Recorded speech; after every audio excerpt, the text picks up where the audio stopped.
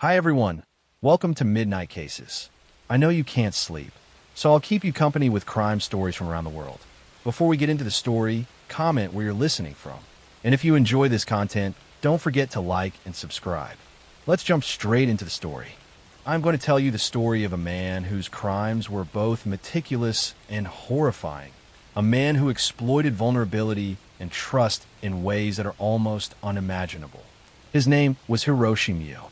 To the outside world, he was unremarkable, blending into society without raising suspicion. But beneath that ordinary exterior lurked a mind consumed by obsession, control, and a fascination with life and death. This is the story of how he preyed on the vulnerable, lured them with promises of assistance, and committed murders that would shock Japan and the world. Hiroshi Mio was born in 1970 in Japan. His early childhood was quiet on the surface, but beneath the domestic calm, he experienced neglect and emotional distance. His parents were strict and demanding, rarely showing warmth or encouragement. From a young age, Hiroshi exhibited behaviors that were deeply troubling. He was quiet and introverted, yet he also displayed a fascination with death and suffering. He would often watch injuries or accidents with an unusual intensity, and he began developing a mindset that viewed control over others as a form of power. During his teenage years, Hiroshi had difficulty forming stable social relationships. He was intelligent but socially awkward, and he often preferred solitude. Teachers noted his tendency to observe rather than interact, but they also reported sudden irritability and moments of aggression when challenged. He began to show signs of manipulativeness and deceit, behaviors that would later become central to his crimes. By the time he reached early adulthood, he had developed an unusual combination of sexual compulsion and fascination with mortality, a combination that made his actions particularly dangerous. Hiroshi's crimes were methodical and chilling. He identified a specific subset of people to target, men who were vulnerable and actively seeking assistance to end their lives. He found these individuals through online forums and suicide-related bulletin boards, places where people expressed despair and sought guidance. He would communicate with them carefully, establishing trust and portraying himself as a helper, someone who could guide them through the process safely. This method of approach required patience, manipulation, and a deep understanding of human psychology. Once Hiroshi gained the trust of his victims, he would arrange meetings, often under the guise of providing companionship or guidance. He would select locations that offered privacy and control, such as his apartment, secluded parks, or abandoned buildings. The moment he had the victim alone, he would commit the murder, usually through strangulation. This method allowed him complete control and minimized the likelihood of resistance. He would stage the scenes carefully, removing evidence that could point back to him, and in some cases, dispose of the bodies in locations where they might not be discovered immediately. The pattern of his crimes reveals both the precision and the cruelty of his actions. Each victim had a unique story, yet each was drawn into Hiroshi's orbit through manipulation, trust, and the promise of assistance. Many were young men struggling with depression, isolation, or personal despair. Hiroshi exploited their vulnerabilities, presenting himself as a guide or confidant, while secretly preparing to take their lives. He studied their routines, learned their fears, and anticipated their behavior, which allowed him to execute his crimes without immediate detection. The social context of early 2000s Japan played a role in how Hiroshi operated. Suicide was a sensitive topic, often stigmatized, and those seeking help were cautious about whom to trust. This allowed Hiroshi to hide in plain sight, preying on individuals who were unlikely to report him or whose absence might not immediately draw attention. His ability to navigate these social dynamics with apparent normalcy made him particularly dangerous. Authorities began noticing patterns when several men were found dead under similar circumstances: strangulation, evidence of manipulation, and careful staging. Police investigations were complicated because the victims had willingly met with Hiroshi, leaving few physical clues. Detectives painstakingly traced online communications, witness statements, and behavioral patterns, slowly piecing together the connections between the murders. Hiroshi Mu's eventual capture involved meticulous police work. Investigators identified him through internet activity, analysis of postings on suicide forums, and reports from individuals who had observed suspicious behavior.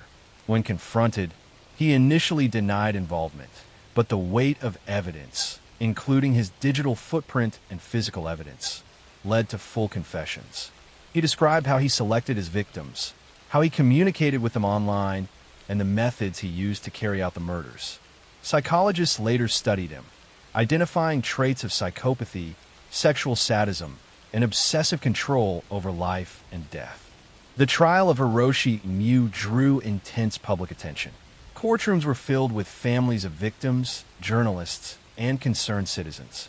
Witnesses recounted his manipulations, his online interactions, and the terror he caused in his victims' final moments. Forensic experts detailed the crime scenes, linking patterns, methods, and evidence directly to him. Psychologists testified about his personality, compulsions, and lack of empathy, explaining how someone could commit repeated murders while maintaining an outward appearance of normalcy. Hiroshi was ultimately convicted of multiple counts of murder and sentenced to death. The case left a lasting impact on Japanese society, highlighting the dangers of online predation, the vulnerabilities of those struggling with mental health issues, and the challenges law enforcement faces in the digital age. Families of victims struggled with grief and shock, compounded by the betrayal inherent in Hiroshi's manipulation.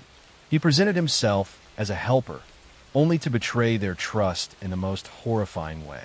Even decades later, Hiroshi Mu's case remains a critical study in criminology, psychology, and sociology.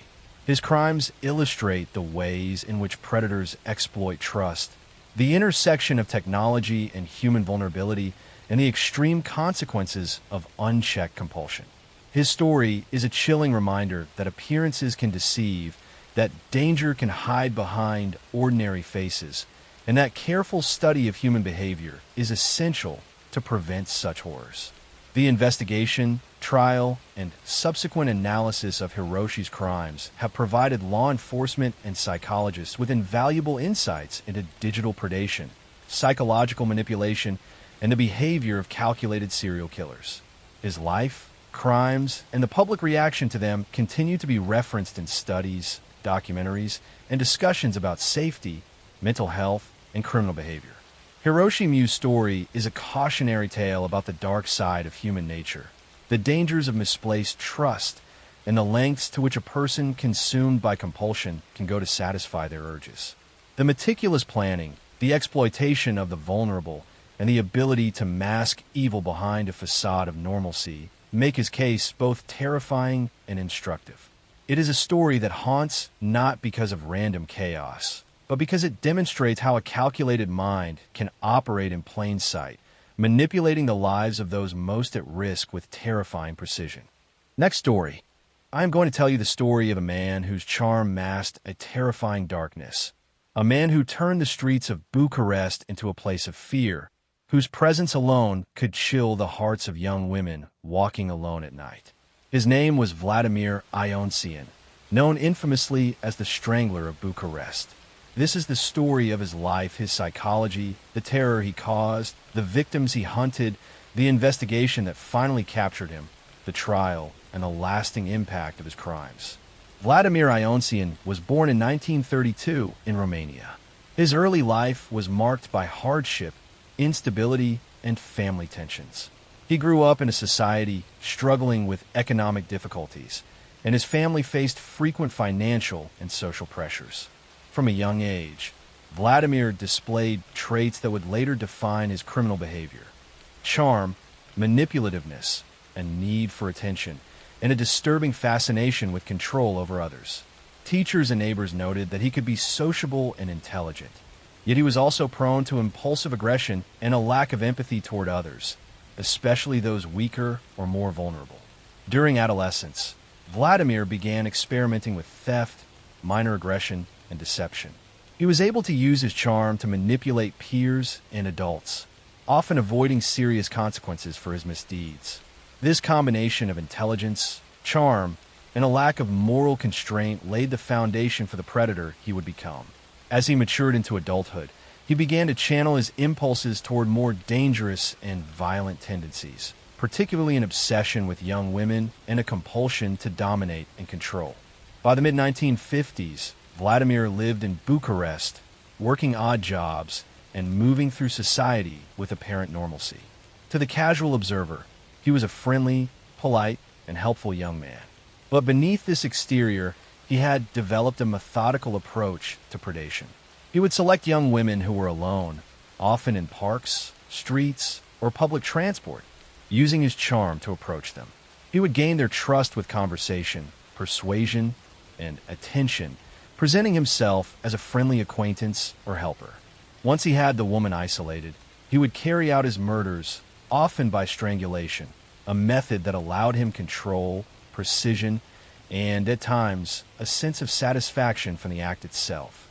The fear Vladimir instilled in Bucharest grew gradually as women began disappearing. His victims shared a common pattern: young, often alone, approached by a man who seemed harmless.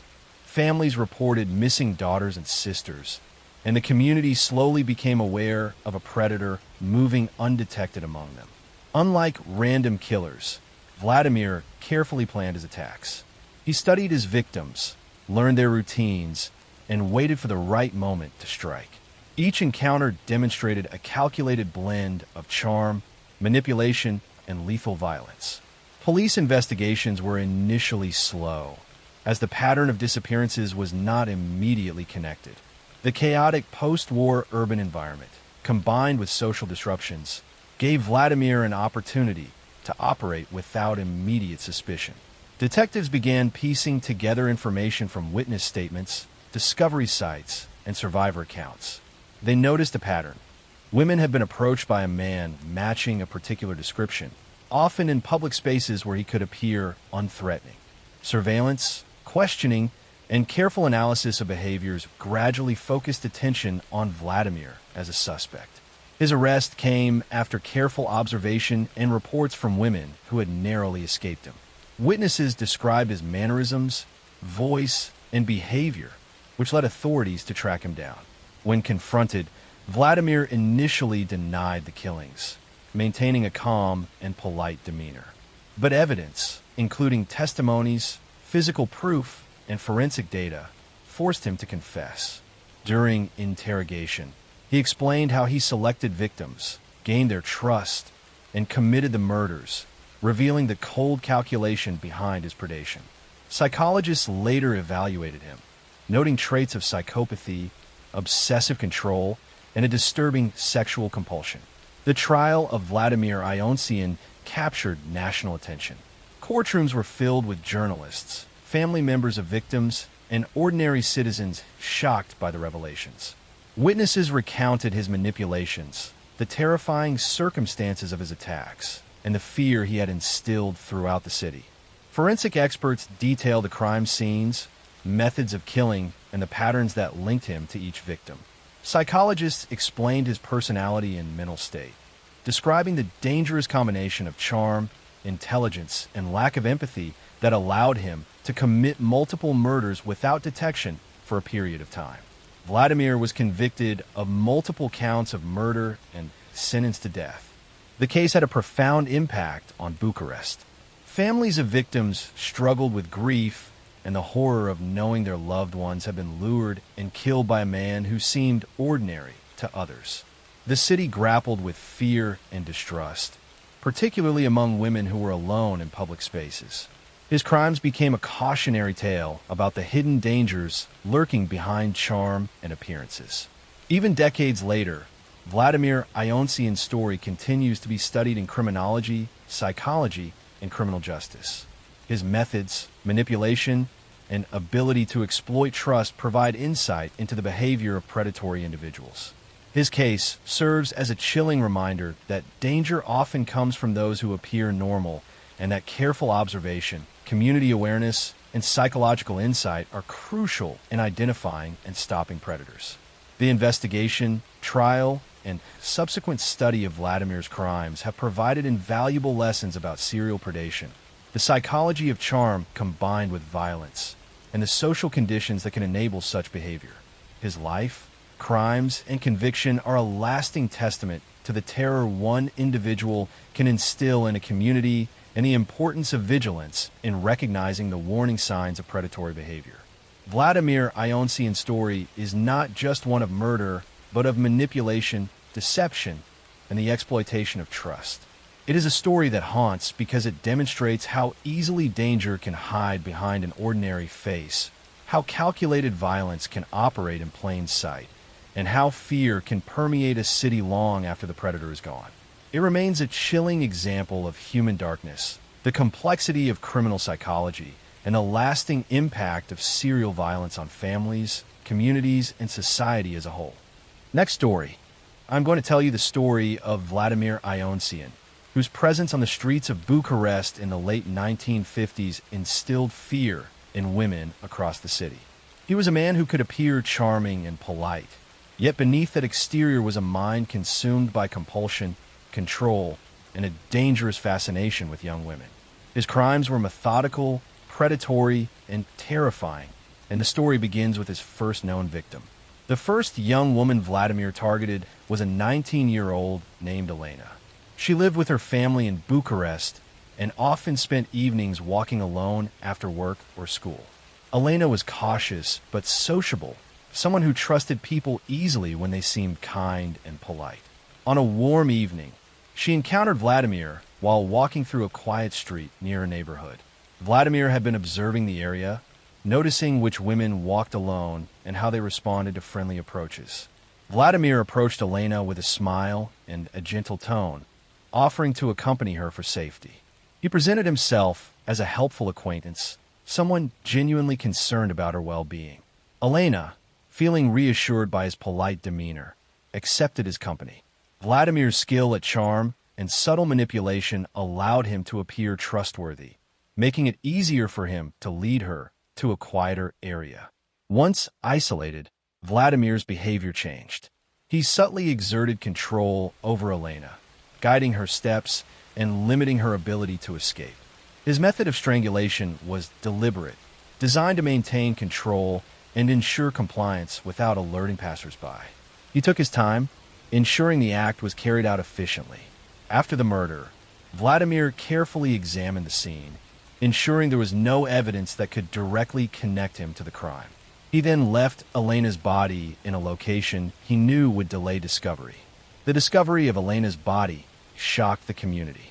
Families of young women grew fearful, and rumors began circulating about a possible predator in the area. Police began investigating, but initial leads were scarce. Witnesses described a young man who had been seen walking with Elena before her disappearance, but the details were vague. Forensic methods at the time were limited, making it difficult to immediately connect this murder to others. Vladimir observed the growing fear with quiet satisfaction. He learned from each crime, refining his approach to minimize risk and maximize control. The first murder set a pattern. He would select young women who were alone, appear friendly and helpful, gain their trust, and then commit the murder in a controlled, methodical manner. The second victim followed a similar pattern. She was a 21-year-old student named Mariana, who often walked home late from university lectures. Vladimir had studied the routes women commonly took and identified Mariana as a potential target. He approached her in a calm, non-threatening way, initiating casual conversation and offering to walk her home. Mariana, like Elena, did not perceive immediate danger. Vladimir guided her to a secluded area and carried out the murder with precise control, ensuring no evidence was left to implicate him directly. Each successive victim increased the tension in Bucharest. Women grew fearful of walking alone. Families warned daughters to stay inside after dark, and the police were under pressure to find suspect. Vladimir's ability to blend into normal society allowed him to continue his crimes undetected. He remained polite and sociable in public, avoiding suspicion while meticulously planning his attacks. Investigators began to notice patterns. Witnesses described a young man, medium height, polite, with a calm demeanor, seen with several victims before they were found dead. Forensic teams analyzed the crime scenes, noting similarities in method, location, and victim profile. Slowly, authorities realized they were dealing with a serial predator. Vladimir's third victim was a 20-year-old named Anka. She worked in a small shop and often walked home in the evenings. Vladimir had observed her routine and planned the encounter carefully. He approached her in a familiar manner, initiating conversation and offering assistance. Once she was isolated, he executed the murder with the same controlled method of strangulation, leaving her body in a location chosen to delay discovery. With each crime, Vladimir refined his techniques. He became more confident, more methodical, and increasingly difficult to detect. The city was gripped by fear, women traveled in groups, and police intensified patrols in areas where young women were likely to walk alone. Despite the heightened attention, Vladimir continued his pattern, exploiting the trust of those who underestimated him. The investigation expanded. Police compiled witness statements, conducted stakeouts, and attempted to predict his next move. Psychological profiling suggested a man who appeared normal, but was highly manipulative, obsessed with control, and capable of committing repeated murders without remorse. Each victim provided insights into his behavior, but the challenge remained to apprehend him before more lives were lost. Vladimir's fourth victim, a 22-year-old named Ioana, was similarly targeted. She often took evening walks after finishing her studies. Vladimir approached her on a quiet street, using the same charm and calm demeanor he had perfected. He guided her to a secluded area, restrained her, and committed the murder. The pattern was now unmistakable. Young women alone, approached politely, isolated, and strangled.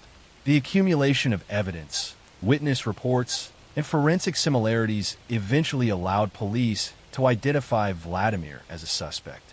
Surveillance and careful tracking narrowed the search, and tips from women who had previously encountered him provided crucial information.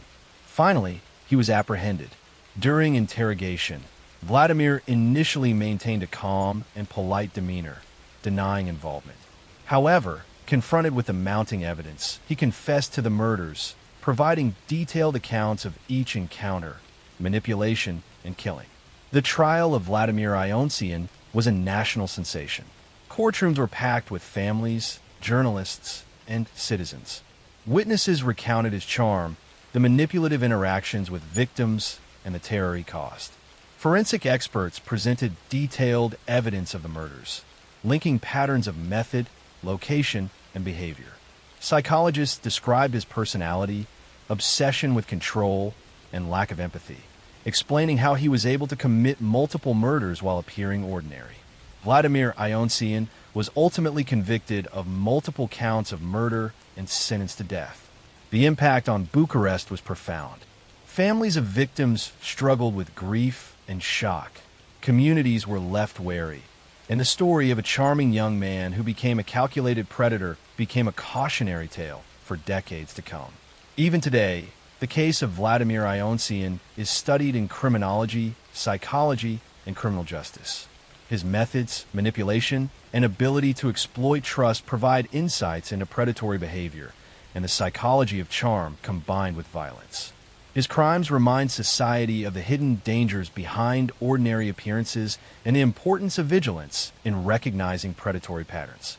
Vladimir Ionsian's story is a chilling example of calculated violence, the exploitation of trust, and the terror one individual can impose on a city. Next story, I'm going to tell you the story of Yang Xinhai, one of the most feared serial killers in modern Chinese history. A man whose presence turned quiet villages into places of terror, whose crimes were deliberate, methodical, and shockingly brutal. He moved silently through rural China, exploiting isolation and the vulnerability of families, committing murders so calculated that even in the chaos, few could trace them back to him. His story is not just about the crimes he committed, but about the darkness of human psychology, the patterns of predation, and the lengths one man could go to satisfy his compulsions.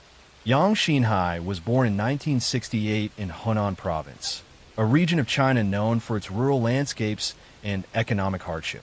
His early life was shaped by poverty, scarcity, and familial instability. From a young age, he exhibited troubling behavior. Teachers and neighbors noted that he was withdrawn, yet capable of sudden aggression. He lacked normal social empathy, often reacting to minor slights or frustrations with disproportionate anger.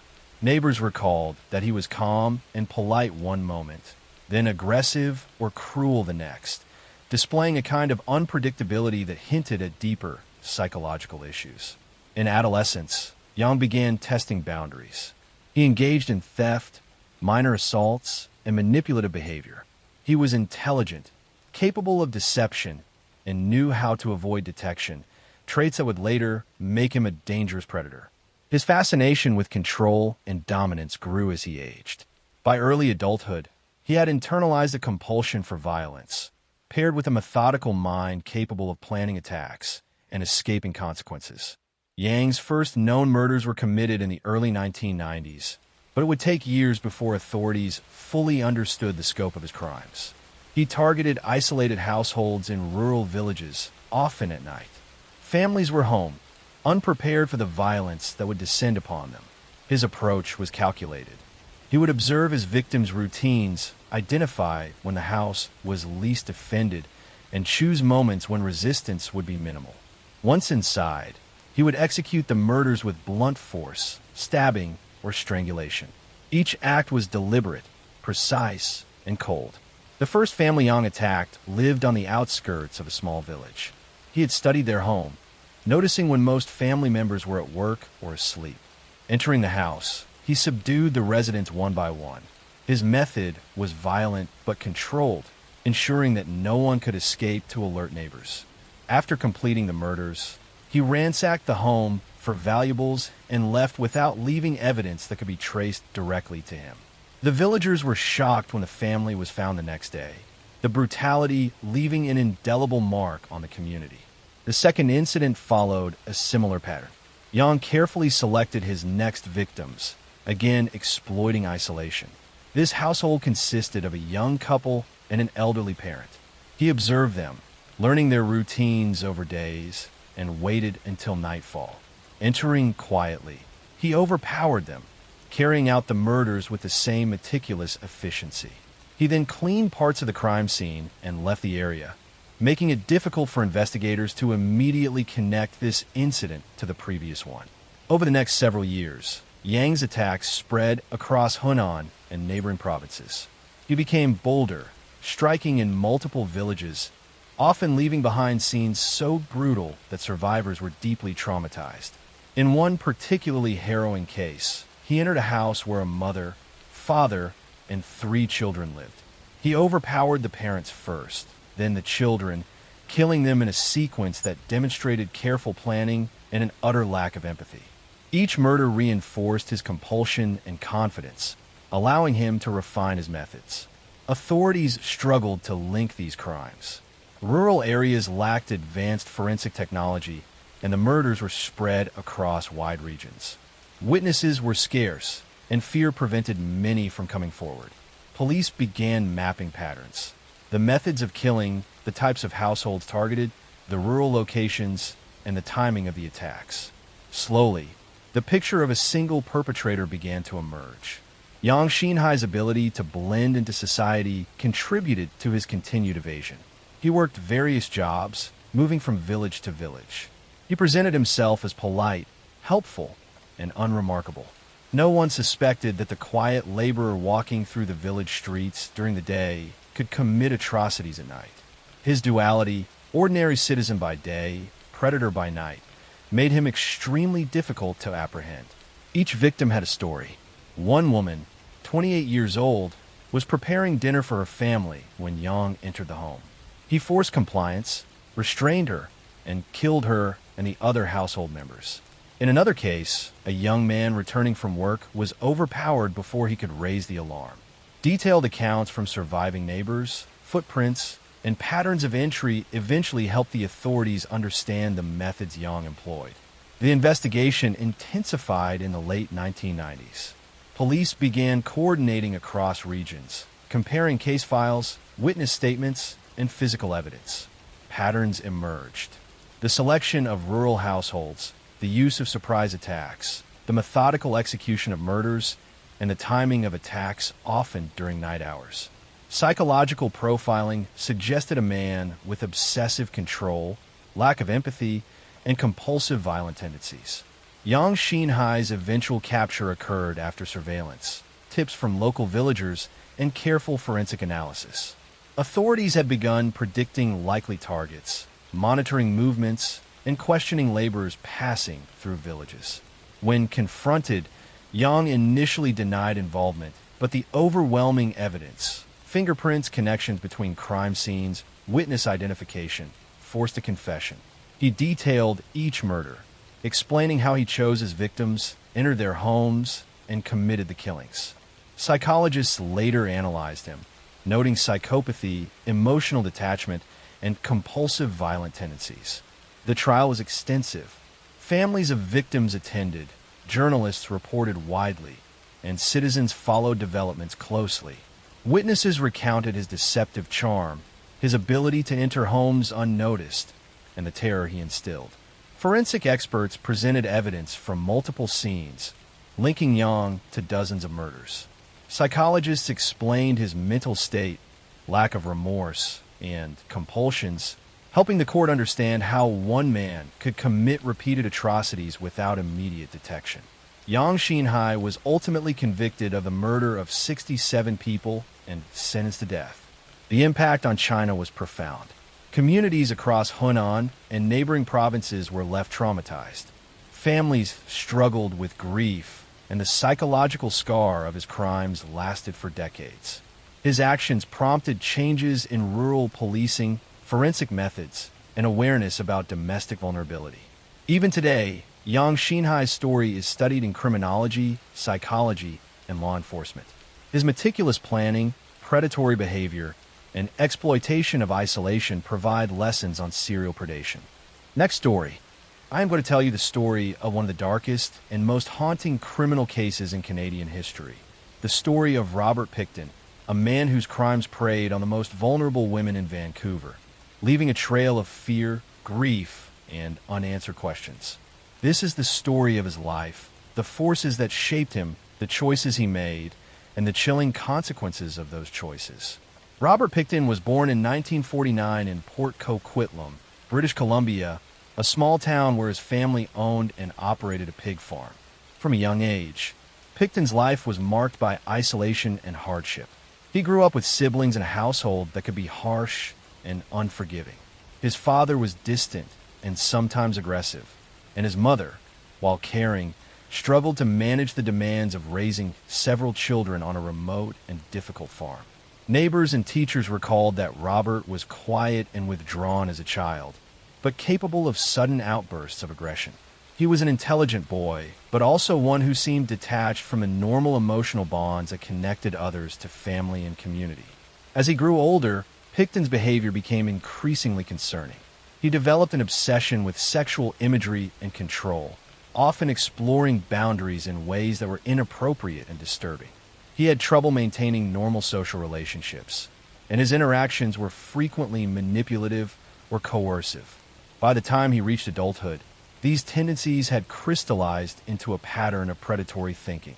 He was highly aware of power dynamics, especially in situations where he could exploit vulnerability. In adulthood, Pickton returned to the family farm, which would later become the scene of his crimes. The farm was isolated, providing both a refuge and a tool for his increasingly dark impulses. At the same time, he began spending time in Vancouver, particularly in the downtown East Side, a neighborhood where poverty, addiction, and social marginalization made women especially vulnerable. Pickton quickly identified women who were involved in sex work or struggling with addiction as potential targets. These women were less likely to be reported missing immediately, and their disappearances often received minimal attention, allowing Pickton to operate with alarming impunity. Pickton's methods were both predatory and calculated. He would approach women with charm, offering help, companionship, or promises of work. He was patient, studying routines and patterns, learning when individuals would be most isolated and most likely to comply with his suggestions. Once a woman was isolated, he would commit the murder, often using blunt force or strangulation. The farm provided him with privacy, and he developed systems for storing and disposing of evidence. He repeated this process over several years, becoming increasingly confident and efficient in his methods. The first victim in this series of crimes was a young woman who frequently worked in the downtown East Side. She was in her early 20s, struggling with addiction, and known to spend nights on the streets. Picton approached her one evening, offering help and a place to stay for the night.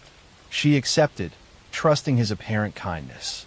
Once at the farm, Picton overpowered her. He carried out the murder with methodical control, ensuring she could not escape or call for help. Afterward, he left the crime scene, taking steps to conceal evidence and minimize any trace that could link him to the crime. The second victim followed a similar pattern. She was slightly older, also involved in sex work, and had a network of friends and colleagues who cared for her. Picton observed her, learned her routines, and approached her in a way that seemed harmless. He invited her to the farm under the pretense of shelter or work.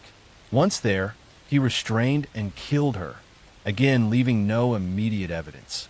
This repetition, over multiple victims, began to form a pattern, although authorities at the time were slow to recognize it. Over the next several years, Picton's crimes escalated in frequency and brutality. Women in the downtown East Side began disappearing at alarming rates, but systemic neglect and societal biases meant that these disappearances were often not treated with urgency. Families of missing women struggled to be heard, sometimes facing skepticism or dismissal from authorities. Picton exploited these gaps in the system, continuing to lure and murder women while evading capture. Each murder was preceded by careful observation. Picton studied his victims' behaviors, schedules, and vulnerabilities.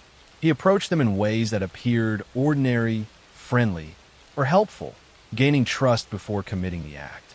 His control extended beyond the moment of attack. He took steps to ensure the victims could not leave evidence or survive to identify him. In doing so, he displayed traits of extreme manipulative skill and emotional detachment.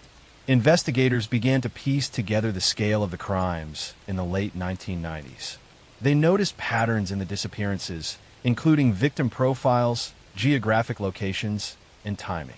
The breakthrough came through a combination of witness reports, forensic evidence, and the persistence of police officers who refused to ignore the growing number of missing women. Surveillance, interviews, and stakeouts eventually led them to suspect the farm as a central location in the pattern of disappearances. The arrest of Robert Picton in 2002 revealed the shocking extent of his crimes.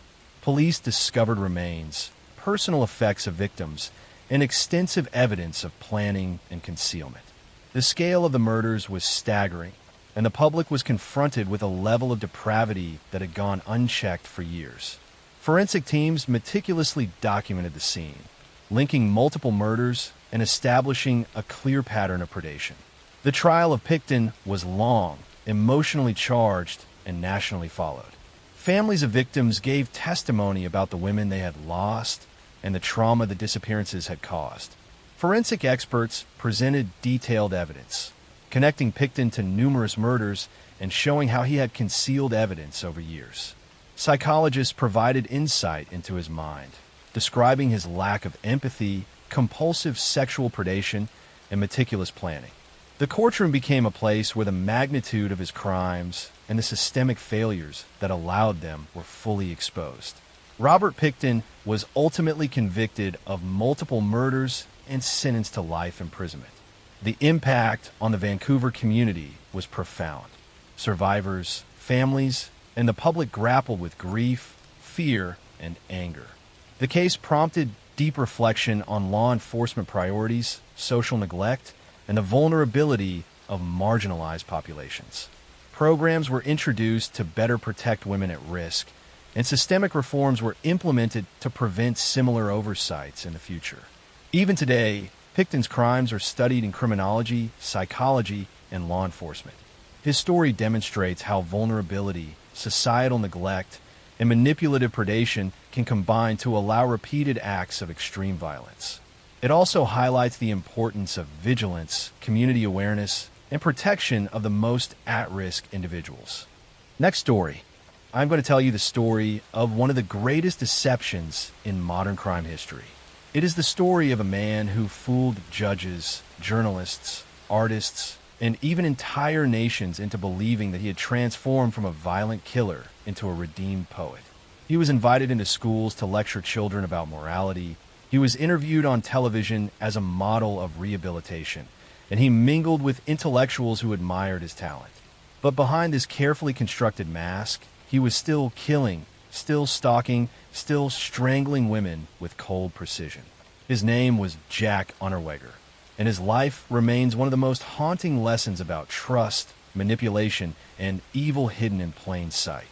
Jack Unterweger was born on August 16, 1950, in the small Austrian town of Judenburg. His childhood was marked from the very beginning by instability and neglect. His mother was a young barmaid, often described as irresponsible and unstable, who had a fleeting relationship with an American soldier stationed in post-war Europe. That soldier disappeared before Jack was even born, leaving the boy fatherless. His mother's lifestyle made her incapable of providing stability, and Jack spent much of his youth moving between relatives, foster homes, and the streets. The boy grew up in poverty and isolation. He was teased for his background, seen as an outcast, and from a very young age he developed a sense of resentment toward society. By the time he was in his early teens, he had already begun committing petty crimes, theft, and assault. He showed little regard for rules or authority. More disturbingly, he displayed cruelty toward others, particularly women. Teachers and relatives noticed his lies, his charm, and his strange ability to manipulate those around him. These traits would only grow stronger as he matured. As a young man, Unterweger drifted through life without steady work. He lived as a small-time criminal, committing robberies and burglaries, spending time in and out of jail. But by the mid-1970s, his violence escalated. In 1974, he committed his first known murder. His victim was an 18-year-old German woman named Margaret Schaefer. He picked her up, assaulted her, and then strangled her to death using her own bra. The act was brutal and deeply symbolic. The very object of femininity was turned into an instrument of death. The method revealed the psychological signature that would define his killings for decades. He was arrested soon after and sentenced to life in prison. Most people would have expected him to fade into obscurity behind bars. But Jack Unterweger was not ordinary. In prison, he began to reinvent himself. He discovered writing. He started with poetry, short stories, and eventually wrote an autobiography. His work was raw, confessional, and dark, filled with reflections on crime, suffering, and the human condition. To some, it sounded authentic. Intellectuals, journalists, and artists began to take notice of him. By the 1980s, Unterweger was a minor celebrity in Austrian literary circles. He was praised as a man who had turned his life around through art. Supporters argued that he was living proof that rehabilitation was possible. Public figures, including well-known writers and even politicians, campaigned for his release. They described him as a sensitive man who had confronted his demons. The prison system was pressured, and eventually, after serving only 15 years of his life sentence, Jack Unterweger was released in 1990. His freedom was greeted almost like the debut of a cultural star. He appeared on television talk shows, gave radio interviews, and was invited to schools to speak about the dangers of crime. Newspapers published his articles, and he was even asked to cover stories about crime and prostitution. He presented himself as a moral commentator, a man who had once sinned but now stood as a warning for others. Austria embraced him, but within months of his release, sex workers began to disappear. Their bodies were found strangled with their own bras, just like the murder in 1974. The pattern was chillingly familiar. Over the next 2 years, a wave of killings spread across Austria, Czechoslovakia, and Germany. Unterweger traveled frequently under the pretense of research and writing. In reality, he was hunting. In a grotesque twist, he even traveled to Los Angeles as a visiting journalist in 1991. There, while supposedly researching a story about prostitution, 3 women were murdered in exactly the same manner. The bra ligature was unmistakable. He wrote articles condemning the conditions of sex workers, even as he killed them. It was a double life so audacious that it shocked investigators when the truth came out. By 1992, suspicions became impossible to ignore. Austrian police matched his movements with the locations of the murders. Fibers from his clothing were linked to victims. Witnesses placed him near crime scenes. The facade began to crumble. But when authorities moved to arrest him, Unterweger fled with a girlfriend, crossing borders and evading capture. For months, he was on the run, until finally, in February 1992, he was arrested in Miami, Florida. His trial in Austria in 1994 was one of the most publicized in the country's history. The courtroom was packed, cameras rolled, and the once celebrated writer now stood exposed as a predator.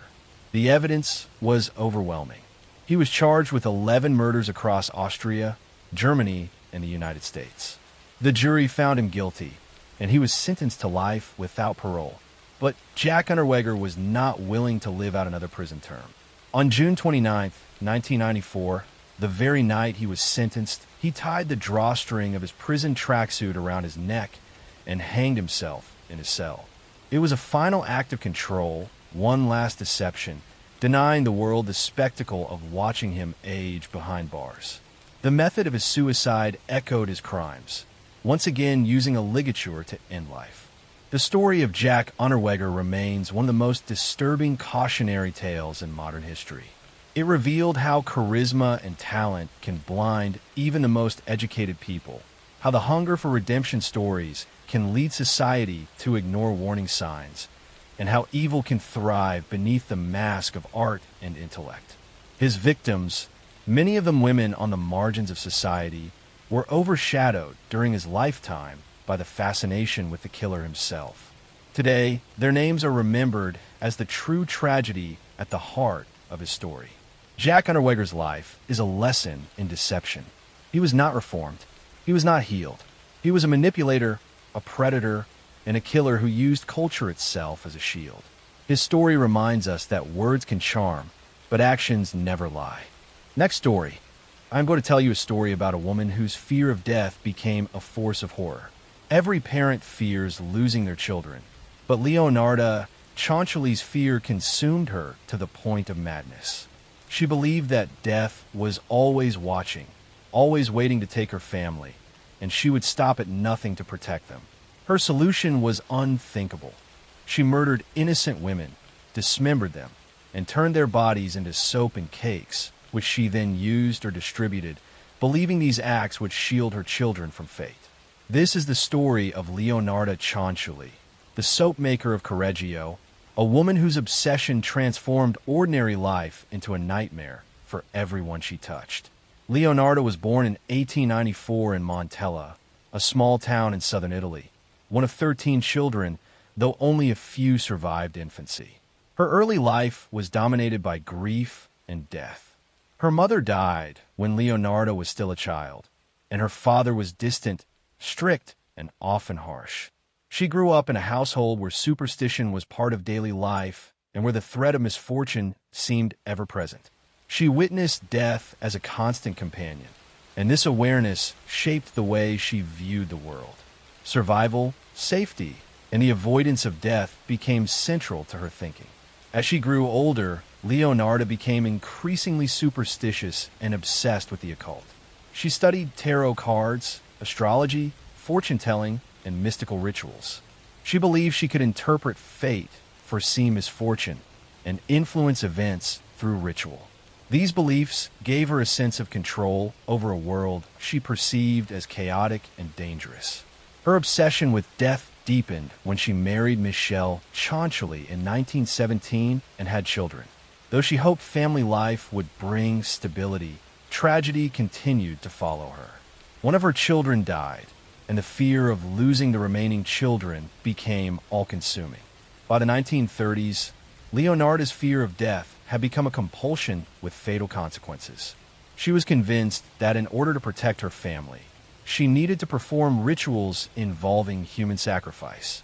She believed that by killing women and using their bodies in specific ways, She could transfer their life force to herself and her family, shielding them from harm. Her first known victim was Faustina Seti, a woman who had come to Leonarda's home seeking spiritual guidance. Leonarda invited her in, drugged her, and murdered her. She then dismembered the body, boiling some parts in a soap and baking others into cakes. She believed consuming or distributing these products would protect her children. Over the next several years, Leonarda continued her ritual murders, carefully selecting vulnerable women who would trust her. She lured them with promises of fortune-telling, employment, or friendship. Once inside her home, she killed them, dismembered their bodies, and converted their remains into soap, cakes, and other household products. She sometimes gave these items to neighbors or friends, completely unaware of what they were consuming. Her calm and friendly exterior concealed the meticulous planning and brutal violence that occurred within her walls. Leonarda's murders were methodical and ritualistic. She carefully planned each abduction, ensured privacy during the killings, and cleaned up afterward to avoid suspicion. Her belief that these acts would protect her children justified, in her mind, every detail. She kept no formal records, but witnesses and later investigators pieced together the extent of her crimes. The number of victims remains uncertain, but the brutality and calculation behind each murder are undeniable. The discovery of her crimes came in 1940, when neighbors reported strange odors and suspicious activity coming from her home. Police investigation uncovered human remains, tools used to dismember bodies, and evidence of her ritual practices. The scope of her crimes shocked Italy. Multiple victims were identified, and the horrifying details of how she processed their bodies became public knowledge. The nation was horrified that a seemingly ordinary, devoted mother could commit such atrocities. Leonarda's trial in 1946 was one of the most notorious in modern Italian history. She explained that she had been guided by mystical forces and that her murders were necessary to protect her family. Psychologists testified that she suffered from extreme superstition, obsessive-compulsive tendencies, and delusions regarding death and protection. The court sentenced her to 30 years in prison and committed her to a psychiatric facility, where she remained until her death in 1970. Throughout her imprisonment, she maintained that her actions were justified, believing she had saved her children from harm. Her story is a chilling study of how fear, superstition, and obsession can destroy morality and empathy. Leonarda Cianciulli's life demonstrates that even ordinary individuals, consumed by irrational fears, can commit extraordinary acts of cruelty. The victims she murdered remain silent, but their lives and the horror of their deaths continue to haunt history. Her name is remembered not only for the grotesque methods she used, but for the terrifying insight into how fear can twist human behavior into something monstrous. Leonarda Cianciulli's story is more than a tale of murder.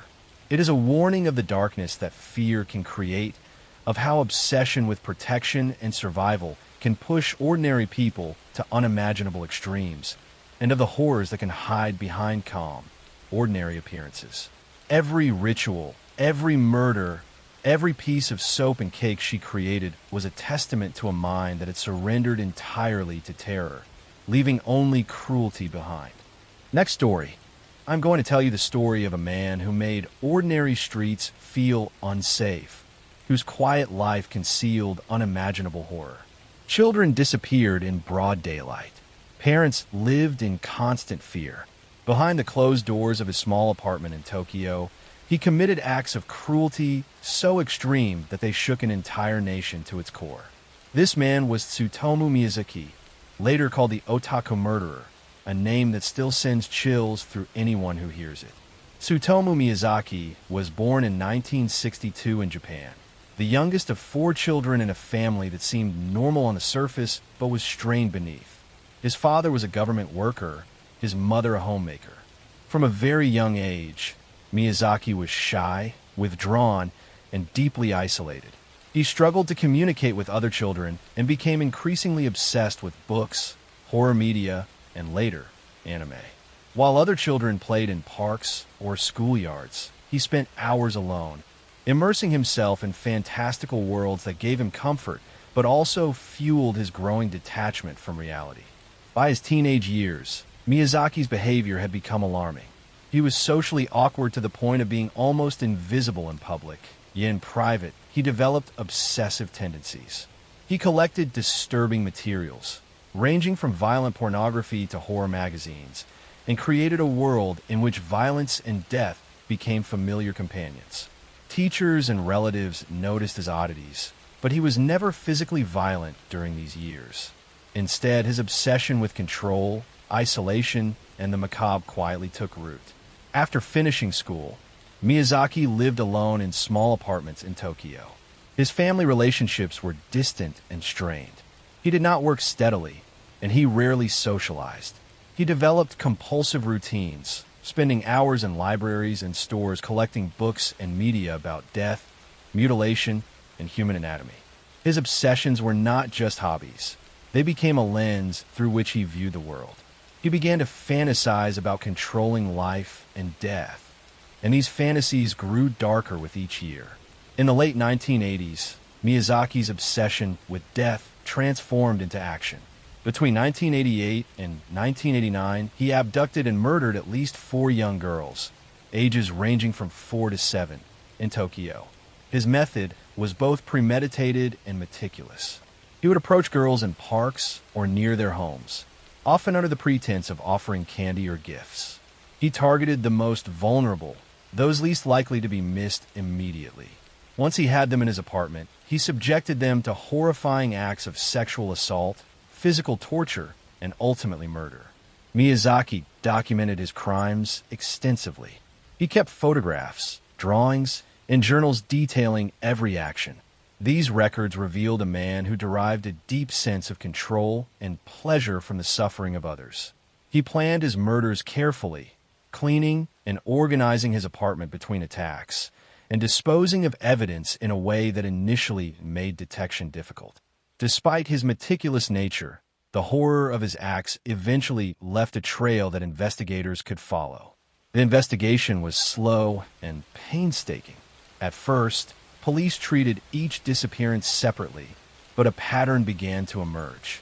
Witnesses reported seeing a strange, thin man lurking near playgrounds and public areas where young girls played. Families of missing children became desperate, and newspapers began reporting on the possibility of a serial killer in Tokyo. Miyazaki, however, continued his murders, each time exploiting gaps in law enforcement and the trust of the community. In 1989, authorities finally gathered enough evidence to arrest him. The discovery of his photographs, journals, and other incriminating items left no doubt about his guilt.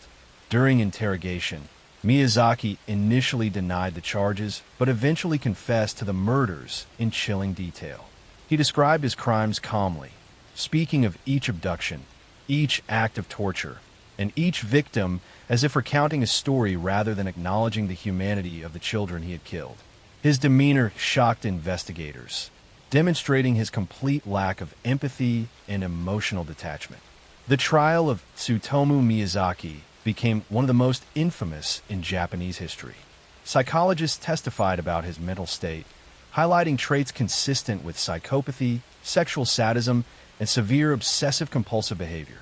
The public was horrified, and the media labeled him the otaku murderer, linking his obsession with manga, anime, and horror media to his crimes. Though experts emphasized that media alone does not create killers, the moniker captured the public imagination, symbolizing a man who lived entirely in fantasy while committing unspeakable violence in reality. In 1997, after years of investigation, trial, and appeals, Miyazaki was sentenced to death. The court cited the extreme cruelty of his acts, the young age of his victims, and his total lack of remorse. He remained on death row for over a decade, a period during which psychologists continued to study his case, hoping to understand the roots of his pathology. On June 17, 2008, Tsutomu Miyazaki was executed by hanging. The aftermath of his crimes left a deep impact on Japanese society. Parents restricted their children's movements, schools implemented stricter safety measures, and law enforcement increased monitoring of individuals with violent obsessions. Miyazaki's case also fueled academic studies into the link between social isolation, obsessive behavior, and extreme psychopathy. His life remains a case study of how a deeply disturbed mind can hide in plain sight, exploiting social systems and the innocence of children.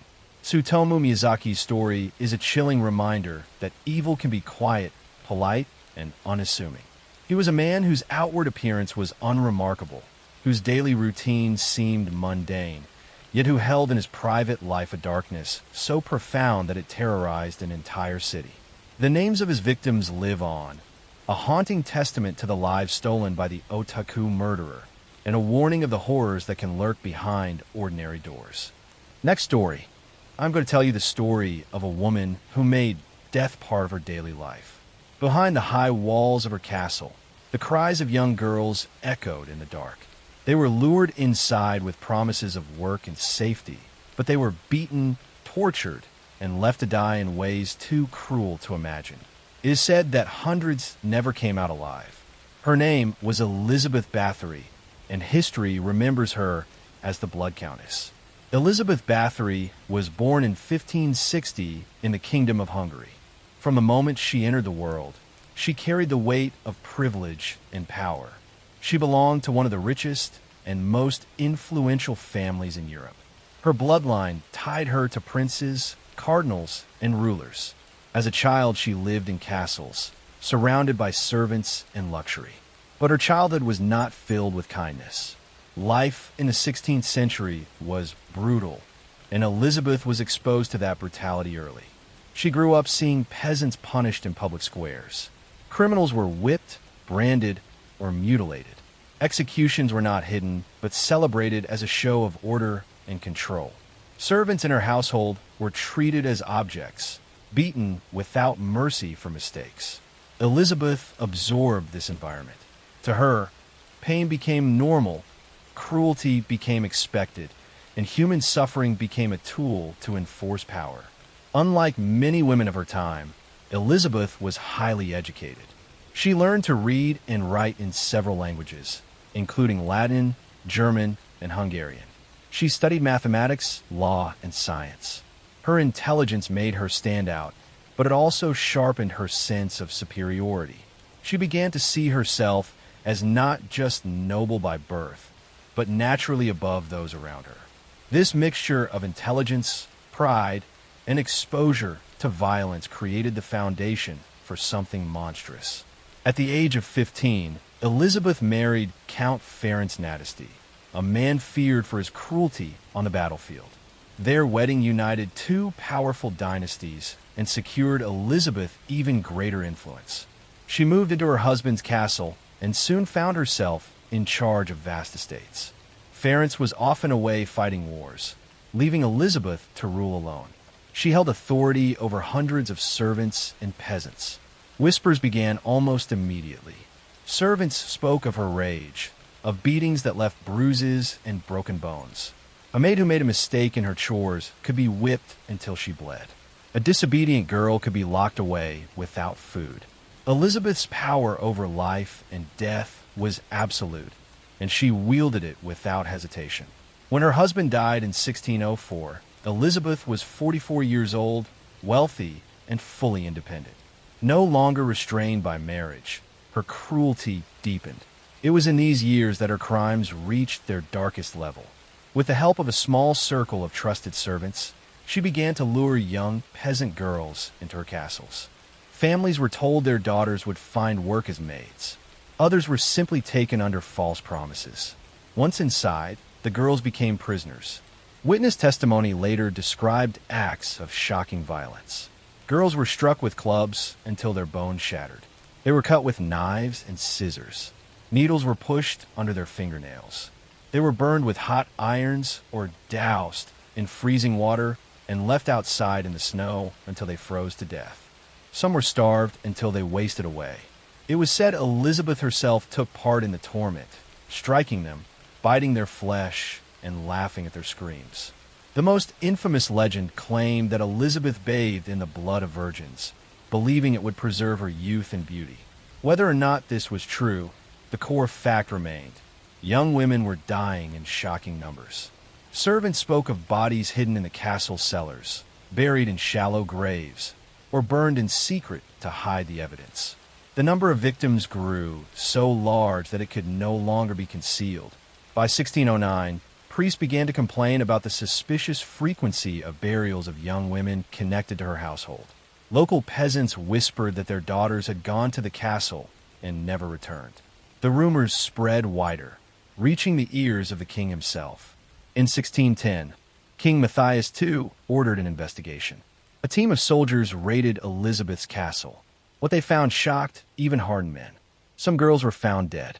Others were barely alive, their bodies covered in wounds, starved and broken. The chambers of the castle bore the marks of torture. Elizabeth was immediately placed under house arrest, and her servants were dragged away for questioning. Under interrogation, her servants confessed. They described in detail the horrors they had witnessed and participated in. They told of Elizabeth beating girls until they collapsed, of needles pushed into their skin, of girls burned with irons, and of corpses stacked in secret. The number of victims they spoke of was staggering. Some claimed dozens, others spoke of hundreds. One figure reached more than 600 girls. Historians doubt the highest number, but even the lowest estimates made Elizabeth one of the most prolific killers in history. Her servants were put on trial and executed for their role in the crimes. Elizabeth, however, was too powerful and too noble to be publicly tried or executed. Instead, in 1611, she was sentenced to permanent confinement within her own castle. The windows of her chamber were bricked up, leaving only a small slit through which food could be passed. She lived in darkness and isolation, cut off from the world. For 4 years, she remained like this. In 1614, guards found her lying dead on the floor of her chamber. She was 54 years old. She was buried in her family crypt, but so much fear and hatred surrounded her name that her body was later removed, and its final resting place remains uncertain. The story of Elizabeth Bathory spread quickly across Europe. Some saw her as a monster, a woman consumed by vanity and sadism. Others believed the scale of her crimes had been exaggerated by men who envied her power and wanted her destroyed. Modern historians continue to debate the exact truth. Was she a sadistic serial killer who murdered hundreds? Or was she a victim of political conspiracy? The truth lies somewhere between legend and fact.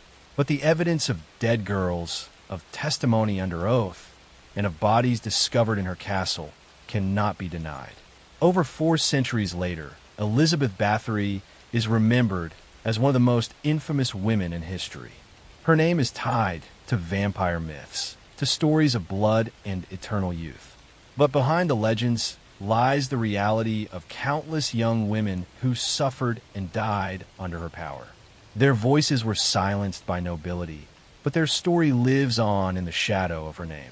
This was the life and crimes of Elizabeth Bathory, the Blood Countess, a noble woman who turned castles into prisons, whose cruelty became legend, and whose darkness still chills the world to this day. Next story, I'm going to tell you the story of one of the darkest crimes in history.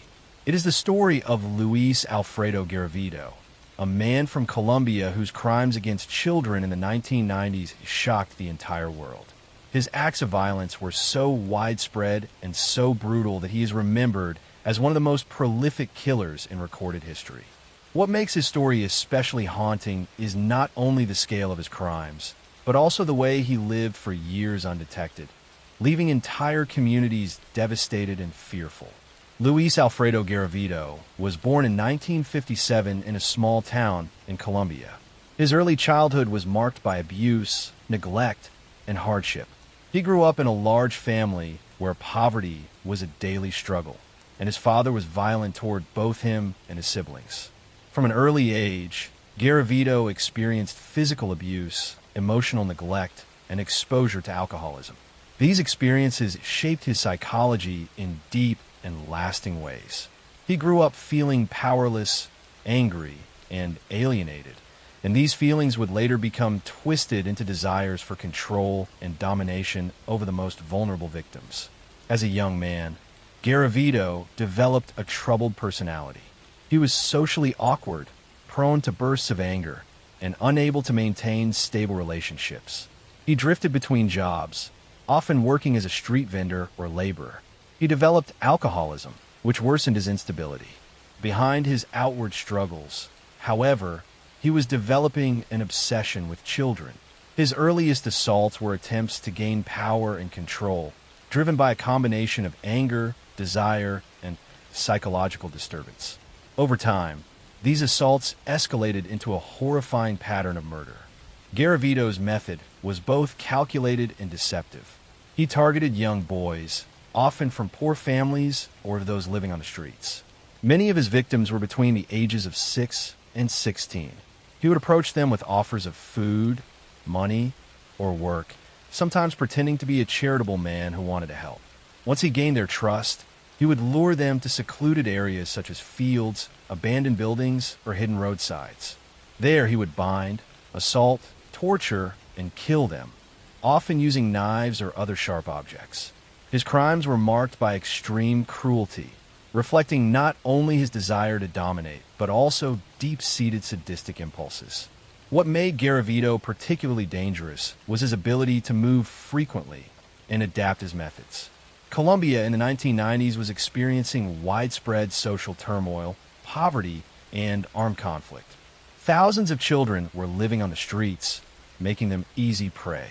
Many of the families were too poor to pursue investigations, and authorities were often overwhelmed with other crises. This environment allowed Garavito to operate for years without drawing major attention. By the mid-1990s, reports of missing boys were rising dramatically. Communities began to notice patterns. Bodies of children were found in clusters, often in rural areas. Many showed signs of torture and mutilation. The level of violence was shocking, and fear began to spread as families realized a predator was targeting their children. Still, it took years for authorities to connect the cases and identify Garavito as the suspect. The breakthrough came in 1999 when police discovered a mass grave containing the remains of multiple children. Evidence collected at the site, including clothing and personal items, led investigators to track Garavito's movements. Around the same time, a boy who had survived one of his attacks provided descriptions that matched him. Police began to close in, and Garavito was eventually arrested. During interrogation, Garavito confessed in chilling detail. He admitted to murdering 140 children and suggested the number might be even higher. Later investigations linked him to over 170 victims, though some estimates placed the true figure at more than 200. His calm and matter-of-fact descriptions of the crimes horrified investigators. He explained how he chose his victims, how he gained their trust, and how he killed them. He showed no real remorse, only a detached recounting of events as if he were describing a routine. Garavito's trial was one of the most significant in Colombian history. The scale of his crimes was unprecedented. Families of victims filled the courtroom, demanding justice and answers. Psychologists testified about his severe antisocial personality disorder, his sadistic impulses, and his compulsive behavior. He was described as a predator driven by uncontrollable urges, but also as a calculating manipulator who carefully planned his actions. In 1999, Garavito was sentenced to 1,853 years in prison, the longest sentence ever given in Colombia at the time. However, under Colombian law, the maximum time an individual can serve is 40 years. This caused outrage among the public, as many felt it was not sufficient punishment for the scale of his crimes. Authorities later adjusted the maximum to 60 years for special cases, but it still meant that Garavito could not technically serve the full length of a sentence. While in prison, Garavito occasionally cooperated with investigators, helping them locate burial sites of his victims.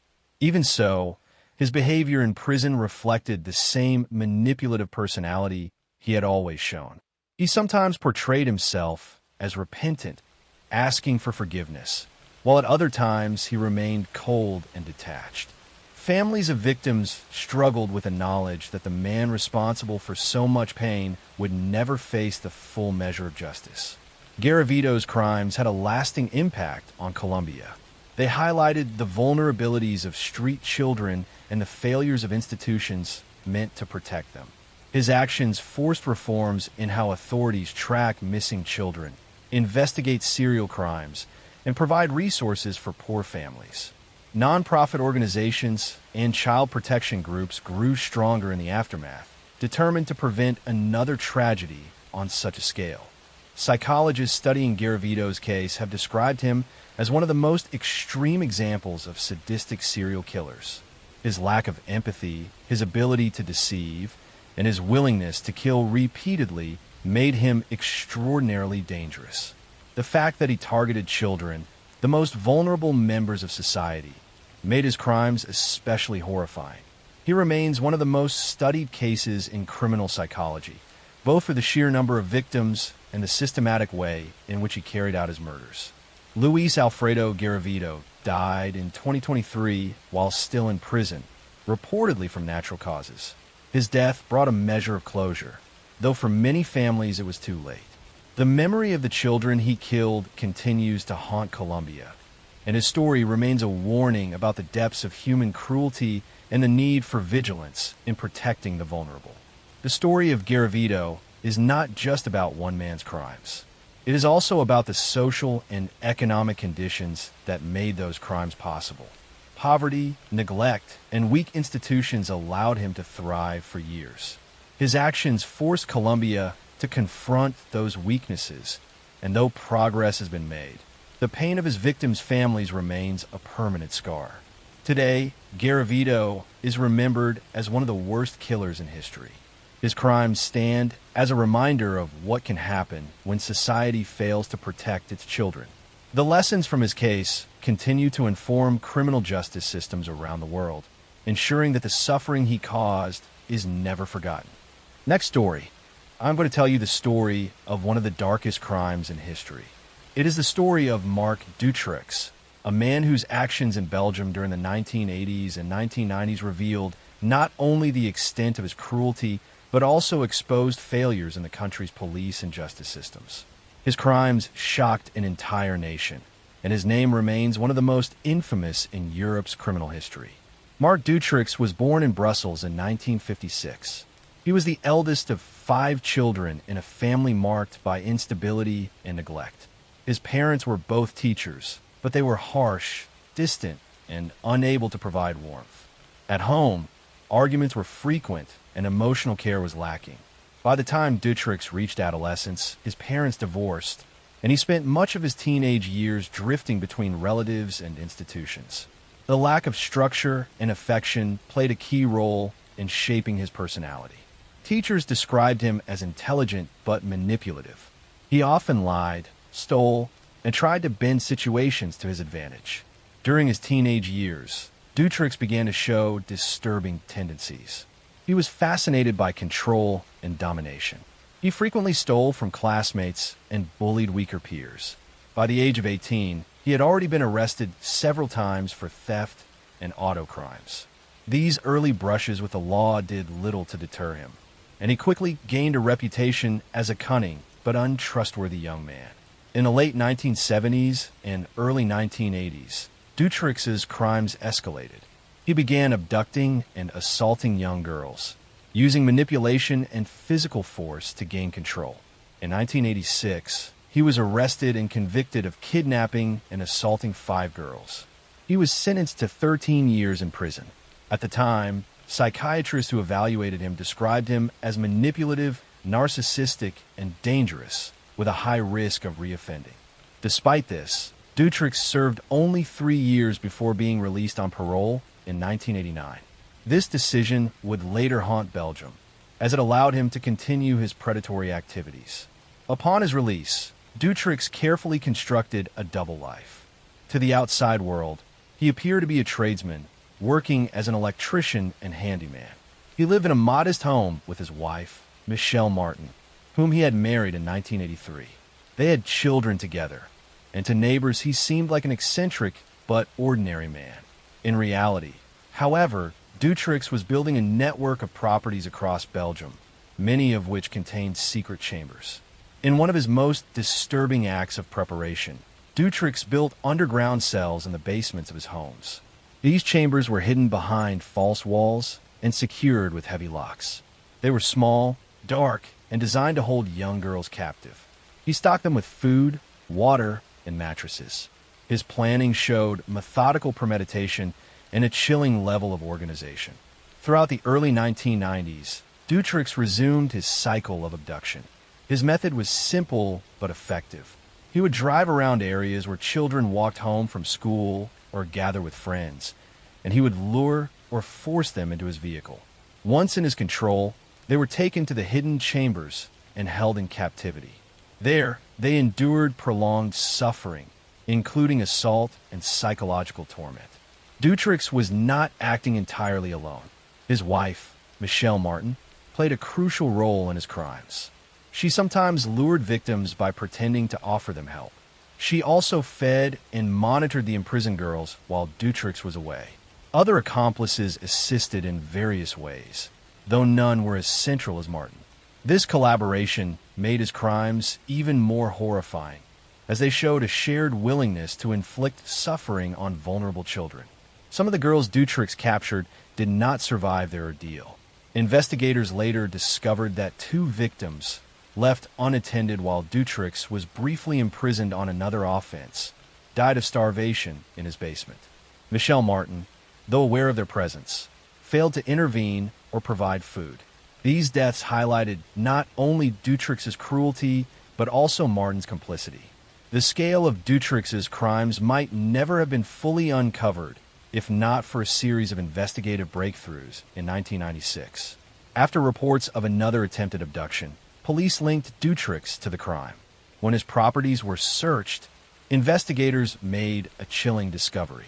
Behind false walls and beneath floors, they found hidden chambers where children had been held captive. Some victims were rescued alive, while the remains of others were unearthed. Authorities also recovered videotapes Dutrix had made, documenting his crimes and confirming the extent of his actions. The revelations shocked Belgium to its core. The public was horrified not only by the brutality of the crimes, but also by how many opportunities had been missed to stop Dutrix earlier. Neighbors had reported suspicious activity, including sounds of children crying, but searches of his home had been careless. In one instance, police officers stood just feet above where 2 girls were imprisoned but failed to discover the hidden compartment. As news spread, Belgium erupted in anger. The people demanded accountability, not only for the crimes, but for the repeated failures of the justice system.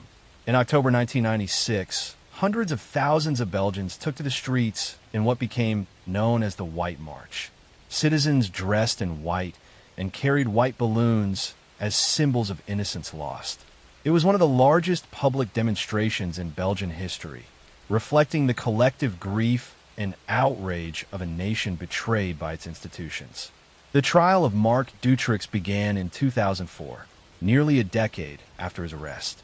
It lasted months and was followed closely by the international press. The evidence against him was overwhelming. Survivors gave haunting testimony of their captivity.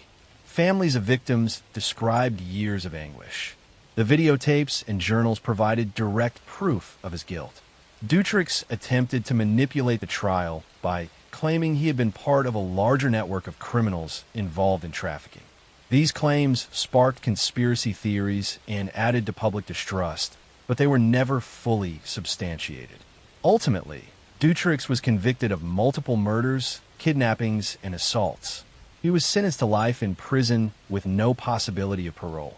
His wife, Michelle Martin, was also convicted and sentenced to 30 years, though she later received parole in 2012, a decision that once again outraged the public. The aftermath of the Dutrix case was far-reaching. It led to reforms in the Belgian police and judicial system, including better coordination between agencies, stricter sentencing for dangerous offenders, and improved procedures for handling missing persons. The case became a symbol of both the depths of human cruelty and the necessity of institutional accountability. Psychologists who studied Dutrix described him as a manipulative, narcissistic predator. He exhibited traits of antisocial personality disorder, with a total lack of empathy for his victims. He was motivated by control and domination, seeing his victims not as human beings, but as objects to satisfy his desires.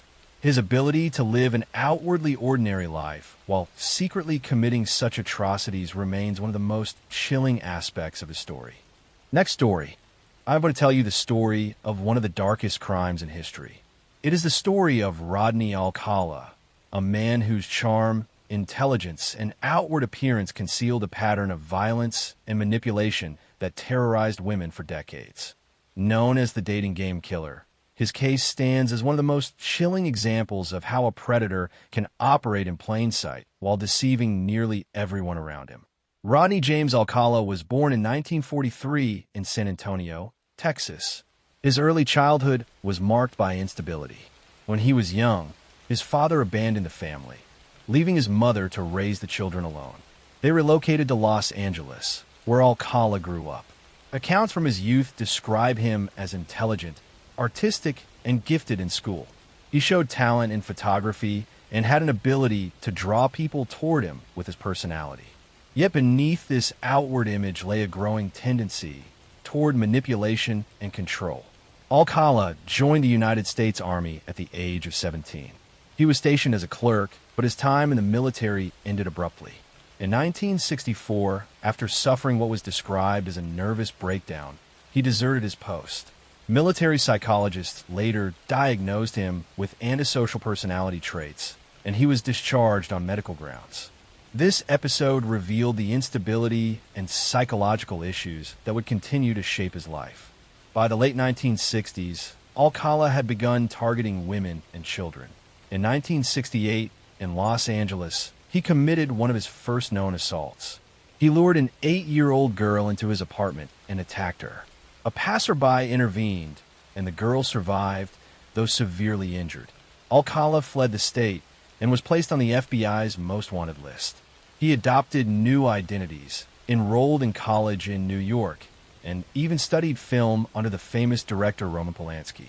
This ability to shift identities and blend into new environments became a hallmark of his predatory style.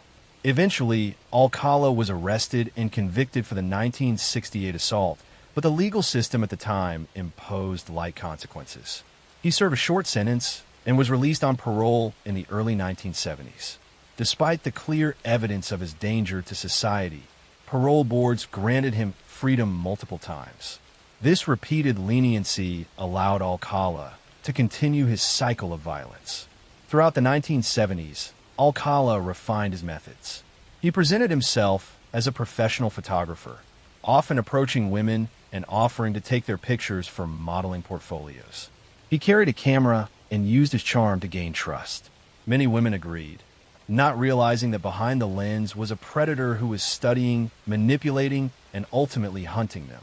Thousands of photographs were later found, showing women, teenagers, and children in posed and candid situations.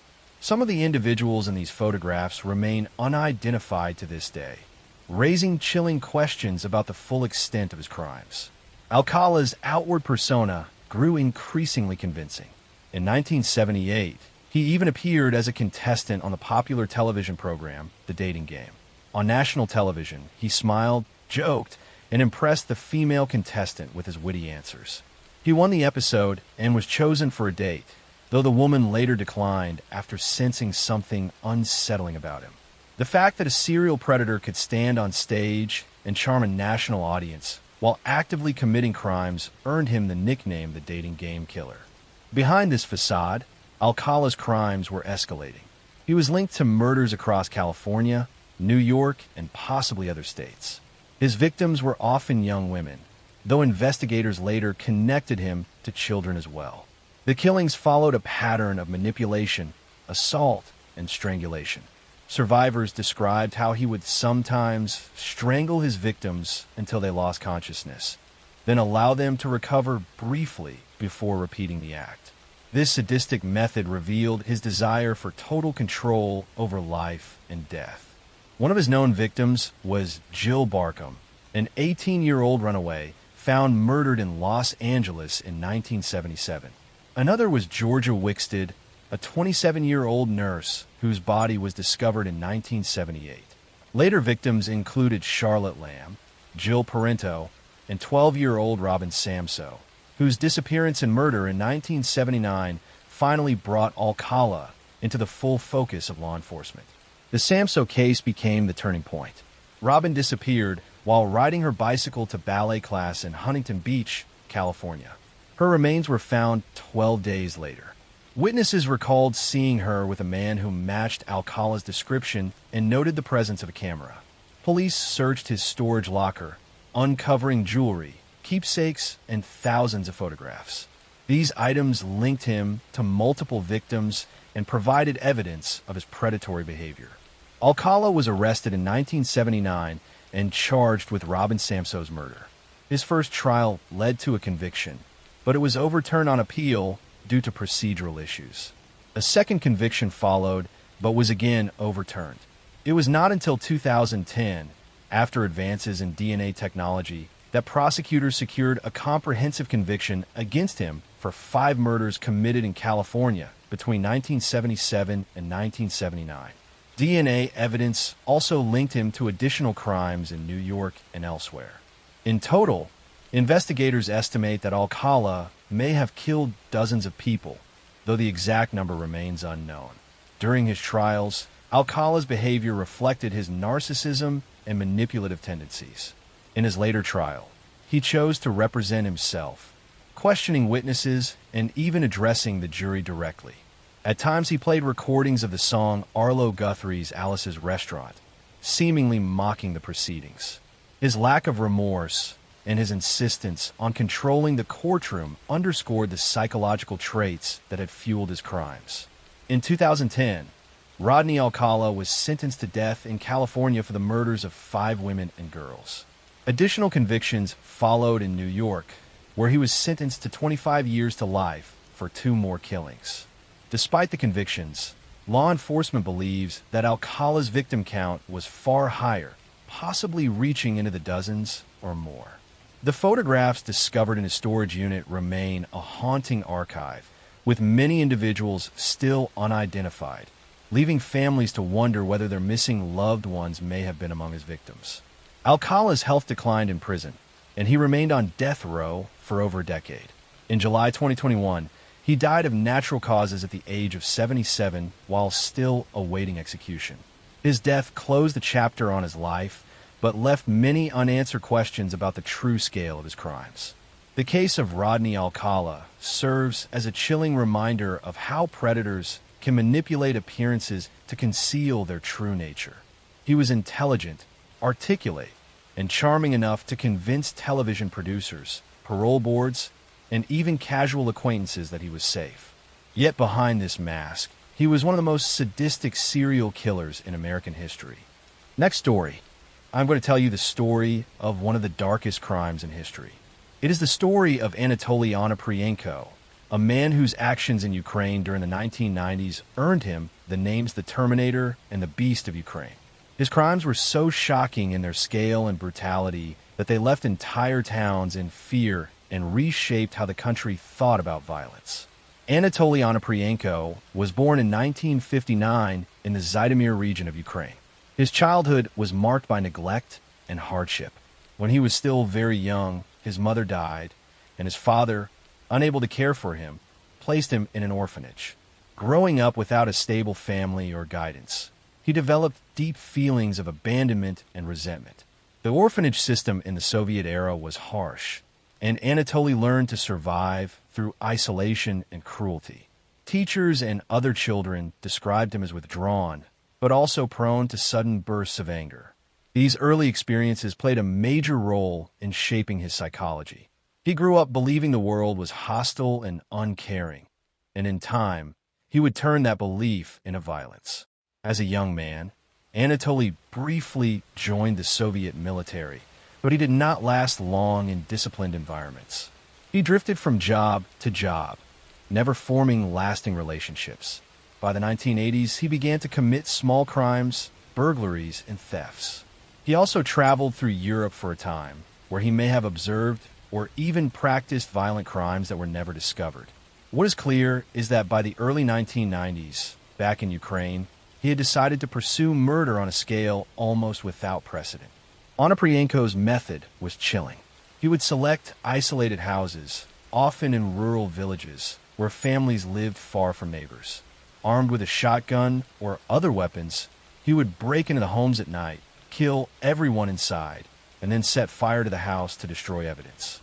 He murdered entire families, men, women, and children, leaving no survivors.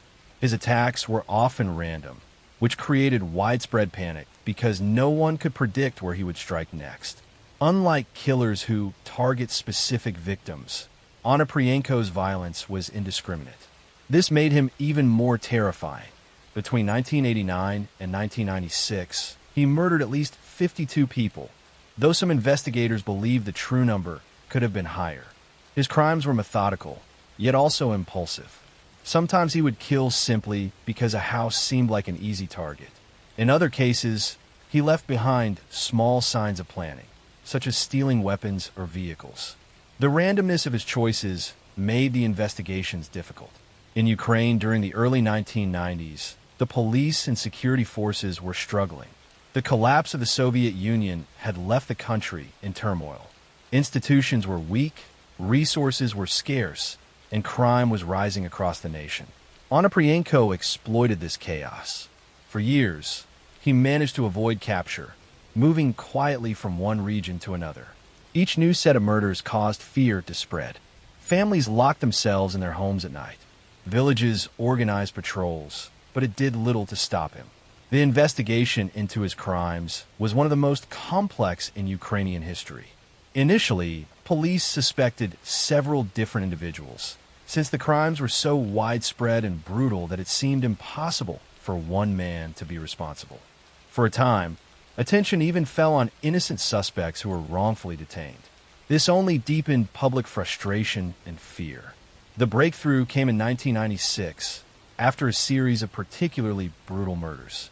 Investigators began to see a clearer pattern. Tips from locals led them to Onoprienko, who had been living with a girlfriend at the time. When police raided his home, they discovered weapons, stolen property for victims, and detailed evidence linking him to the killings. Confronted with overwhelming proof, Onoprienko confessed. His confession was chilling in its calmness. He spoke about the murders as if they were simple acts of necessity, showing little remorse. He explained his methods step by step, acknowledging the families he had destroyed. His trial in 1998 was one of the most publicized in Ukrainian history. The courtroom was packed with families of victims, journalists, and officials. People wanted to understand how a single man could commit such atrocities. Throughout the proceedings, Onoprienko remained detached. He admitted to 52 murders, describing them in detail. Psychologists evaluated him and concluded that he showed traits of severe antisocial personality disorder. He lacked empathy, exhibited extreme aggression, and was driven by impulses he claimed he could not control. The court sentenced him to death, the maximum penalty in Ukraine at the time. However, shortly after, Ukraine declared a moratorium on the death penalty in line with European human rights agreements. His sentence was commuted to life imprisonment without parole. He was sent to a maximum security prison, where he spent the rest of his days. In 2013, Anatoly Onoprienko died of heart failure in his cell at the age of 54. The aftermath of his crimes left deep scars. Communities that lost entire families struggled for years. The Ukrainian justice system faced criticism for its failures during the investigation. The case also highlighted the difficulties faced by countries in transition, where weak institutions allow violent individuals to exploit chaos. For many, Onoprienko became a symbol of the darkest possibilities of human nature. Today, his name remains one of the most feared in Eastern Europe. His crimes are studied as an example of how random, large-scale violence can terrorize entire regions. The memory of his victims lives on, and the story of the Beast of Ukraine serves as a grim reminder of the devastation a single individual can cause when unchecked by law and society. Next story. I'm going to tell you the story of one of the darkest crimes in history. It is the story of Javed Iqbal, a man whose actions in Lahore, Pakistan, during the late 1990s shocked the world and revealed a level of cruelty almost impossible to comprehend. His crimes left families devastated, communities terrified, and a nation struggling to understand how such horrors could occur. Javed Iqbal was born in 1956 in Lahore, Pakistan. His childhood was marked by neglect, social isolation, and early exposure to moral confusion. While details of his early family life are limited, accounts suggest that he was an intelligent child, academically capable, but socially withdrawn. He struggled to form normal attachments and demonstrated early tendencies toward obsessive and controlling behavior. Teachers recalled that he often appeared detached from the emotions of those around him, and he rarely formed lasting friendships. As a young adult, Iqbal's intelligence became more pronounced. He was a diligent student and pursued work in commerce and small business. Despite his outward appearance of normalcy, he was developing a dark fascination with control and domination. He began to view vulnerable children as objects to manipulate and exploit. This fixation escalated in secrecy, as he simultaneously maintained a facade of being a polite, educated, and law-abiding citizen. In the early 1990s, Javed Iqbal began committing his crimes. He targeted street children and orphans, often luring them with promises of shelter, food, and money. Many of his victims were boys who had been abandoned or marginalized, making them particularly vulnerable. Once he gained their trust, Iqbal would assault, torture, and ultimately murder them. His methods were horrifyingly methodical. He often strangled his victims and then disposed of their bodies in secret locations. The scale of Iqbal's crimes grew rapidly. Over a period of approximately 2 years, he murdered at least 100 boys, though some estimates suggest the number could have been even higher. To cover his tracks, he employed techniques to prevent identification, including dissolving bodies in chemical solutions. He kept detailed notes and a notebook listing his victims, demonstrating both obsession and a chilling sense of pride in his actions. Iqbal's crimes went undetected for years, largely because he targeted the most vulnerable members of society. Street children, orphans, and those without families were unlikely to be reported missing promptly, giving him the ability to continue without immediate consequence. He was meticulous in maintaining appearances, presenting himself as a respectable businessman and responsible citizen. This duality allowed him to operate in plain sight while committing acts of unimaginable horror. The turning point in the investigation came in 1999 when police discovered evidence connecting Iqbal to several missing children. A tip-off led authorities to his residence in Lahore, where they found his notebooks, chemical containers, and other incriminating evidence. The scale of the documentation revealed the full extent of his crimes, listing hundreds of names and demonstrating a level of premeditation that was staggering. When confronted, Javed Iqbal confessed to his murders. He described his actions in detail, explaining how he would lure children, commit assaults, and then dispose of their bodies. He showed no apparent remorse, speaking about his crimes as if they were a logical sequence of events. Psychologists later evaluated him and concluded that he displayed severe antisocial personality disorder, sadistic tendencies, and a profound lack of empathy. His ability to compartmentalize normal life from his violent acts exemplified the psychological profile of an organized and calculating serial killer. Iqbal was arrested and charged with multiple counts of murder, abuse, and sexual assault. The trial was a national sensation, drawing attention not only to the crimes themselves, but also to systemic failures in protecting vulnerable populations. Families of victims provided testimony that was harrowing in its detail, recounting the years of fear and uncertainty. The media extensively covered the trial, which brought to light both the depravity of Iqbal's actions and the social context that allowed him to operate. During the trial, Javed Iqbal continued to display manipulative behavior. He attempted to challenge evidence, provide alternate narratives, and use his intelligence to complicate proceedings. Nevertheless, The overwhelming evidence, including his detailed victim records and physical evidence, ensured a conviction. The court sentenced him to death. The verdict was widely supported by the public, who saw it as necessary justice for the scale of his crimes. However, before his execution could be carried out, Javed Iqbal died in police custody in 2001. He had reportedly hanged himself in his cell, bringing an abrupt end to his life, but leaving many questions unresolved.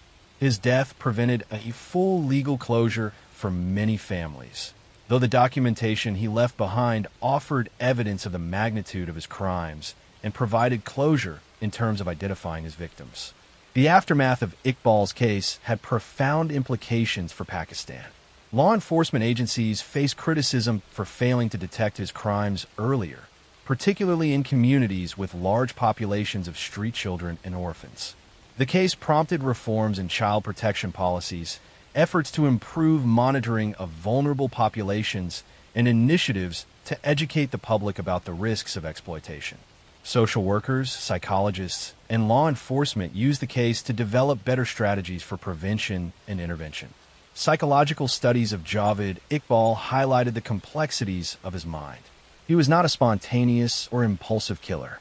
His intelligence allowed him to plan meticulously, manipulate those around him, and commit crimes without immediate detection.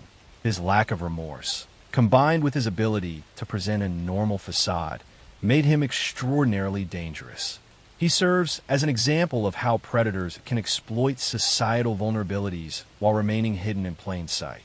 Today, the story of Javed Iqbal remains one of the most disturbing chapters in the history of crime. His actions destroyed lives, terrorized communities, and revealed the darkest aspects of human behavior. Yet his crimes also prompted important changes in child protection, policing, and public awareness, ensuring that some good emerged from the tragedy. His name is remembered as a cautionary symbol of the importance of vigilance, empathy, and the protection of the most vulnerable members of society. Javed Iqbal's story is not just a tale of murder. It is a haunting reminder of how intelligence, charm, and manipulation can be weaponized to commit acts of profound evil. It illustrates the vulnerabilities in society that allow predators to flourish and underscores the enduring importance of justice, protection, and awareness. Even decades later, the victims he claimed are remembered, and the lessons of his crimes continue to inform law enforcement and child protection practices around the world. Next story. I'm going to tell you the story of one of the darkest crimes in history. It is the story of Charles Cullen, a man who spent decades killing patients under his care while working as a nurse in hospitals across New Jersey and Pennsylvania. His crimes revealed a horrifying abuse of trust and exposed weaknesses in the healthcare system that allowed him to continue for years undetected. Charles Edmund Cullen was born in 1960 in West Orange, New Jersey. His childhood was marked by instability, emotional neglect, and early exposure to social and psychological challenges. He was described as a quiet, introverted child, often withdrawing from others. He showed signs of depression and struggled to form healthy emotional connections. Despite these difficulties, he was intelligent and capable, traits that would later help him evade detection for years. Cullen trained as a nurse, completing his education in the late 1970s. He quickly found work in hospitals, where he initially performed his duties competently. However, colleagues noted that he sometimes exhibited mood swings and occasional outbursts of anger. These early warning signs were not taken seriously at the time, as he appeared generally professional and maintained a quiet demeanor. Cullen's killing began in the late 1980s. He started by administering lethal doses of medications to patients, often targeting those who were elderly, critically ill, or otherwise vulnerable. His methods were subtle, making it appear as though patients had died from natural causes or complications of their existing illnesses. This ability to blend his actions into the expected patterns of hospital mortality allowed him to avoid suspicion. Over the next 2 decades, Cullen moved between hospitals, often leaving positions before colleagues noticed patterns in patient deaths. In total, he worked at more than a dozen medical facilities, Each move allowed him to continue killing without raising red flags. Hospitals did not communicate effectively about suspicious deaths, and oversight was minimal, which enabled Cullen to continue his killing spree for years. It is believed that Charles Cullen murdered at least 40 patients, though the exact number may be higher. Victims included both men and women, primarily in their elderly years or suffering from serious medical conditions. His method of killing primarily involved the administration of overdoses of medications, such as digoxin, insulin, and other cardiac drugs. These overdoses often caused heart failure or sudden death, and because the patients were already vulnerable, the deaths appeared consistent with medical expectations. Cullen's motivations were complex and sometimes contradictory. In interviews after his arrest, he claimed he derived a sense of satisfaction from ending suffering, though investigators rejected this as a rationalization.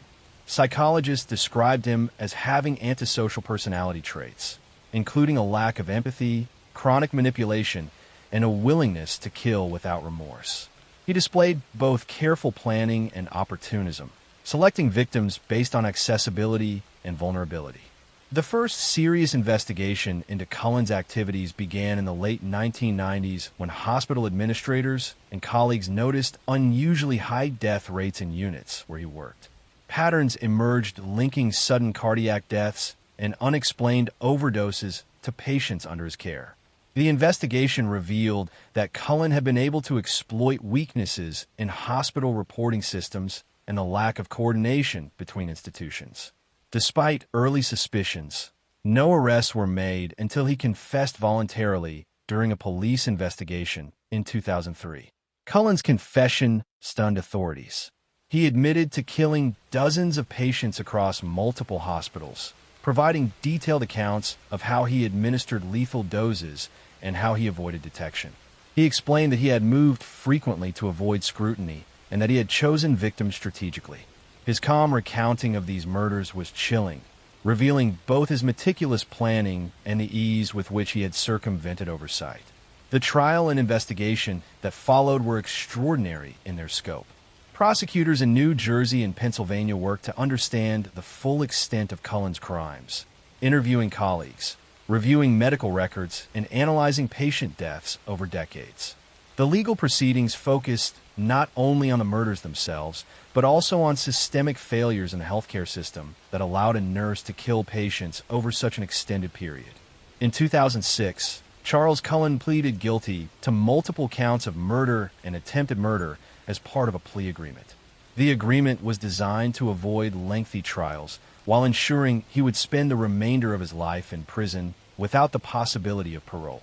He was sentenced to multiple consecutive life terms, ensuring that he would never be released. Cullen's admission, while providing closure for some families, also left lingering questions about the total number of victims. Many cases remained unresolved, and investigators continue to believe that his death toll may be higher than officially confirmed. The aftermath of Cullen's crimes prompted widespread reforms in healthcare oversight. Hospitals implemented stricter monitoring of medication administration, improved reporting systems, and mandatory reviews of unusual patient deaths. Regulatory bodies strengthened procedures to prevent similar abuses of trust in the future. Cullen's case became a central study in criminal psychology, medical ethics, and hospital administration, emphasizing the importance of vigilance and accountability in healthcare settings. Psychologists studying Charles Cullen concluded that his ability to maintain a professional facade while committing murders reflected deep-seated antisocial tendencies. He demonstrated remarkable patience, control, and cunning, traits that allowed him to manipulate his environment and evade detection. His actions highlighted the vulnerability of patients in institutional care and the devastating consequences of unchecked authority. Charles Cullen died in prison in 2021. His life and crimes remain a stark reminder of the potential for human cruelty to hide behind ordinary appearances and trusted positions. The victims he took are remembered through ongoing investigations, memorials, and studies designed to prevent future tragedies. Cullen's story is a cautionary tale about the need for oversight, ethical responsibility, and constant vigilance in any institution where lives are entrusted to others. The story of Charles Cullen is not only one of murder, but also one of betrayal, exploitation, and systemic failure. He turned his position of trust into an instrument of death, leaving families devastated and communities shaken. His crimes changed how hospitals and regulators approach patient safety, serving as a haunting reminder that evil can sometimes hide behind the most ordinary faces and places. Next story. I'm going to tell you the story of one of the darkest crimes in history. It is the story of Leonard Lake, a man whose carefully planned and horrifying actions terrorized Northern California during the 1980s and revealed the terrifying potential of human cruelty. Leonard Lake was born in 1945 in San Francisco, California. From an early age, his life was marked by instability, isolation, and difficulty forming meaningful social connections. Neighbors and family later recalled that he was a shy and withdrawn child, prone to spending long hours alone. He exhibited early interests in firearms, military tactics, and survival techniques, often practicing with small weapons and reading extensively about combat and control. These interests were not unusual in isolation, but combined with his solitary tendencies and fascination with dominance, they became early indicators of darker impulses. As a teenager, Lake struggled socially and academically. He experienced rejection and bullying from peers, which deepened his sense of alienation. Reports suggest that he began exhibiting controlling and obsessive behaviors during adolescence. He also developed an early interest in pornography and sexual fantasy, particularly those involving domination and control. These patterns of thought and behavior would become central to his criminal life. Lake briefly served in the United States Marine Corps. During his time in the military, he gained skills in survival, firearms, and discipline. However, he failed to integrate these skills into a conventional civilian life. Instead, they were later repurposed to support his violent fantasies. After leaving the military, he moved frequently, taking odd jobs, avoiding long-term commitments, and seeking isolation whenever possible. This transient lifestyle gave him the opportunity to study communities, observe routines, and find potential victims without attracting attention. In the mid-1970s, Leonard Lake met Charles Ng, a younger man who shared some of his interests in violence, control, and fantasy. Their partnership became central to the crimes that would later define Lake's legacy. Together, they developed a system for abducting, imprisoning, and killing victims. The two men complemented each other. Lake was methodical, obsessive, and organized, while Ng provided energy and a willingness to participate in acts of violence. Lake's most notorious act was the construction of a hidden bunker on a property he purchased in Wilseyville, California. The bunker was carefully designed to imprison victims, store weapons, and allow him to carry out his crimes in complete isolation. It included locks, chains, and other implements to control victims' movements. Lake kept detailed journals, photographs, and lists documenting his fantasies, his methods, and his plans. This level of organization demonstrated a high degree of premeditation and forethought, making his crimes particularly chilling. Lake targeted women who were vulnerable and could be manipulated or overpowered. He lured victims using promises of work, shelter, or companionship, exploiting trust to gain control. Once abducted, victims were subjected to confinement, assault, and often murder. He frequently videotaped his acts, creating a record of the terror he inflicted, which later provided investigators with evidence of his premeditated cruelty. He often employed a combination of restraint, coercion, and psychological manipulation to maintain control, displaying traits consistent with sexual sadism and antisocial personality disorder. During the period of his criminal activity, the public remained largely unaware of the danger he posed. Communities in Northern California were left shocked when his crimes were finally uncovered. Families of missing persons struggled for years without answers, and law enforcement initially faced difficulty connecting disappearances that occurred across county lines. Lake's careful planning, isolated locations, and transient movements allowed him to evade detection for an extended period. The investigation intensified in 1985 after Charles Ng was detained on an unrelated weapons charge. Under questioning, Ng led authorities to Lake's Wilseyville property. There, investigators discovered the hidden bunker, containing human remains, personal effects, weapons, and detailed records of Lake's activities. The evidence revealed the horrifying scale and systematic nature of his crimes, including multiple murders, assaults, and abductions. Authorities confirmed that Lake had killed numerous victims over several years, although the full number may never be known. Psychological analysis of Leonard Lake after his death highlighted the extreme antisocial tendencies, sexual sadism, and obsessive need for control that defined his behavior. He demonstrated the ability to maintain an outwardly ordinary persona while carrying out acts of extraordinary cruelty. His meticulous planning, attention to detail, and creation of a secure facility for his crimes set him apart from impulsive offenders. Lake operated in a calculated and methodical manner, combining patience, observation, and planning to ensure the success of his attacks. Faced with imminent arrest, Leonard Lake chose to end his own life in 1985. His death prevented a complete legal reckoning, but Charles Ng was subsequently prosecuted and convicted for the crimes they had committed together. The trial revealed the full extent of Lake's predatory behavior, the meticulous planning behind his acts, and the suffering inflicted upon his victims. Families of the victims described the trauma and fear that had haunted them for years, and investigators detailed the painstaking work required to uncover and understand Lake's methods. The aftermath of Leonard Lake's crimes had profound and lasting consequences. Law enforcement agencies reviewed and improved practices related to missing persons, interagency cooperation, and tracking transient offenders. His case became a central study in criminal psychology, illustrating how a person could combine outward normalcy with calculated, methodical violence in private. It also prompted greater awareness of the potential for organized predatory behavior, highlighting the importance of vigilance and forensic investigation. Leonard Lake's story is a chilling reminder of the depths of human cruelty.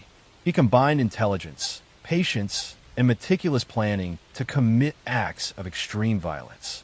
He preyed on the vulnerable, exploited trust, and created a hidden world where terror could unfold without interruption. Even decades after his death, his crimes continue to serve as a case study in psychology, criminal investigation, and the consequences of predatory behavior. The meticulousness of his planning, the horror of his actions, and the enduring trauma experienced by survivors and families mark Leonard Lake as one of the most disturbing figures in American criminal history. Next story. I'm going to tell you the story of one of the darkest crimes in history. It is the story of Yang Xinhai, a man whose brutal and methodical killings shook rural China and left a legacy of fear that still lingers today. Yang Xinhai was born in 1968 in Hunan Province, China. From a young age, his life was marked by hardship and social isolation. He grew up in a poor family, with parents struggling to provide for their children. Yang was a quiet, withdrawn child, often spending long hours alone. Neighbors recalled that he was physically small for his age and frequently bullied by other children. These early experiences of rejection and isolation contributed to a growing sense of resentment and anger. As a teenager, Yang struggled academically and socially. He dropped out of school early and began drifting from place to place, taking odd jobs wherever he could. His early adult years were marked by petty theft and occasional violence.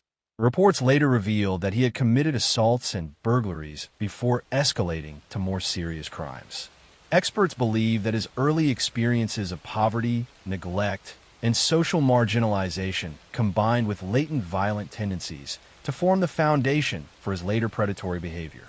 Yang's adult life was transient. He traveled extensively across rural China, often taking temporary labor jobs. This mobility gave him the opportunity to observe and study the routines of villages and communities. He developed a methodical approach to selecting victims. Typically, he targeted isolated households in small towns or remote villages, where people lived alone or in small family units. He studied patterns, watching the comings and goings of people and noting when homes would be empty or vulnerable. Beginning in the late 1990s, Yang's crimes escalated into a spree of extreme violence. He would enter homes late at night, often using brute force to gain access. His attacks were sudden, brutal, and meticulously executed. Victims were usually killed with hammers, axes, or knives. There was little warning, and the violence was overwhelming. Entire families were sometimes murdered, leaving behind scenes of terror and devastation. He was careful to avoid leaving evidence that could easily identify him, frequently wearing gloves and taking precautions to avoid detection. The scale and pattern of Yang's crimes caused widespread fear in rural communities. Villagers were terrified to be alone at night. People began to lock doors and keep watch in groups, but the unpredictability of his attacks made the fear pervasive. Authorities were initially unable to connect the murders, partly due to the geographic spread of his attacks. He operated across multiple provinces, which made investigation coordination difficult and slowed the identification of a pattern. Yang's psychological profile was disturbing. Experts who later studied his case identified traits consistent with extreme antisocial personality disorder. He demonstrated a total lack of empathy, deriving satisfaction from the suffering of others. He was methodical, patient, and highly organized in his approach. Unlike many criminals who act impulsively, Yang planned his attacks with precision. He would observe, wait for opportunities, and strike when victims were most vulnerable. His calm demeanor in public and transient lifestyle allowed him to blend into communities while committing violent acts in private. Authorities eventually pieced together the pattern of killings in the early 2000s. Investigators cross-referenced missing persons reports, unusual deaths, and witness accounts. Breakthroughs came when survivors and eyewitnesses provided descriptions of a suspicious man seen near crime scenes. Law enforcement used a combination of interviews, crime scene reconstruction, and emerging forensic methods to track his movements. Yang Xinhai was finally arrested in 2003. Evidence linked him to at least 67 murders and multiple assaults, making him one of the most prolific serial killers in Chinese history. The trial revealed the horrifying scope of his crimes, the meticulous planning involved, and the terror he had inflicted on countless communities. Witnesses recounted their fear and trauma, survivors described narrow escapes, and investigators detailed the painstaking work required to apprehend him. He was convicted and sentenced to death. Yang remained calm during proceedings, showing little emotion or remorse. The sentence was carried out in 2004, bringing an official end to his spree of violence. Yet the impact of his crimes continued to resonate. Families mourned lost relatives, communities took years to recover their sense of security, and law enforcement incorporated lessons from the case into methods for tracking transient offenders and connecting widely dispersed crimes. The story of Yang Xinhai is a chilling reminder of the depths of human cruelty. His ability to operate undetected for years, the meticulousness of his planning, and the sheer brutality of his crimes make him one of the most terrifying figures in modern criminal history. He targeted the most vulnerable, struck without warning, and left a trail of destruction that shaped communities and criminal investigation practices for years to come. Even today, his crimes are studied in China and internationally as examples of how poverty, social isolation, and unchecked violent tendencies can combine to create a predator capable of extreme destruction. The terror he instilled, the lives he destroyed, and the fear that gripped entire rural provinces mark Yang Xinhai as a haunting figure whose story remains one of the darkest chapters in criminal history. Next story. I'm going to tell you the story of one of the darkest crimes in history. It is the story of Robert Hansen, a man whose actions terrorized Alaska for more than a decade. His crimes went undetected for years, and he managed to live among ordinary people while carrying out acts of unimaginable cruelty. Robert Hansen was born in 1939 in Esterville, Iowa.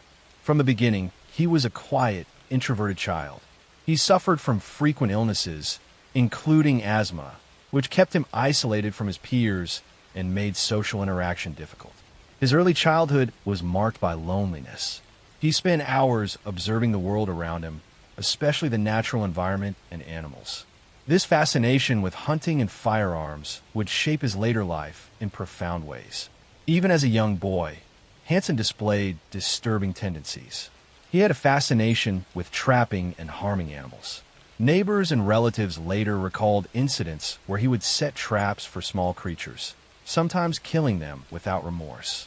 These behaviors were early warning signs of a lack of empathy and a fascination with control over weaker beings.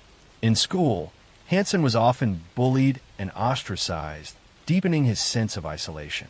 He retreated further into solitary activities, reading, observing, and imagining scenarios in which he held power over others. As a young man, Hansen moved to Anchorage, Alaska. There, he pursued work as a baker, eventually opened his own small bakery. To the outside world, he appeared calm, polite, and respectable. Neighbors saw him as a quiet, professional man, unremarkable and trustworthy. This appearance of normalcy masked the dark compulsions that he harbored. Hansen's calm demeanor and attention to routine allowed him to operate unnoticed while he planned his crimes. Hansen's crimes began in the 1970s. He targeted women who were vulnerable, often sex workers or women alone in public areas. He would carefully observe potential victims, learning their routines and patterns. Using his van, he would lure them under the pretense of offering rides, jobs, or companionship. Once he gained control over them, he transported them to remote areas of the Alaskan wilderness. His knowledge of the land and hunting skills allowed him to select isolated locations where no one would find the victims. Once in the wilderness, Hansen's predatory instincts were fully revealed. He would restrain his victims and, in some cases, sexually assault them.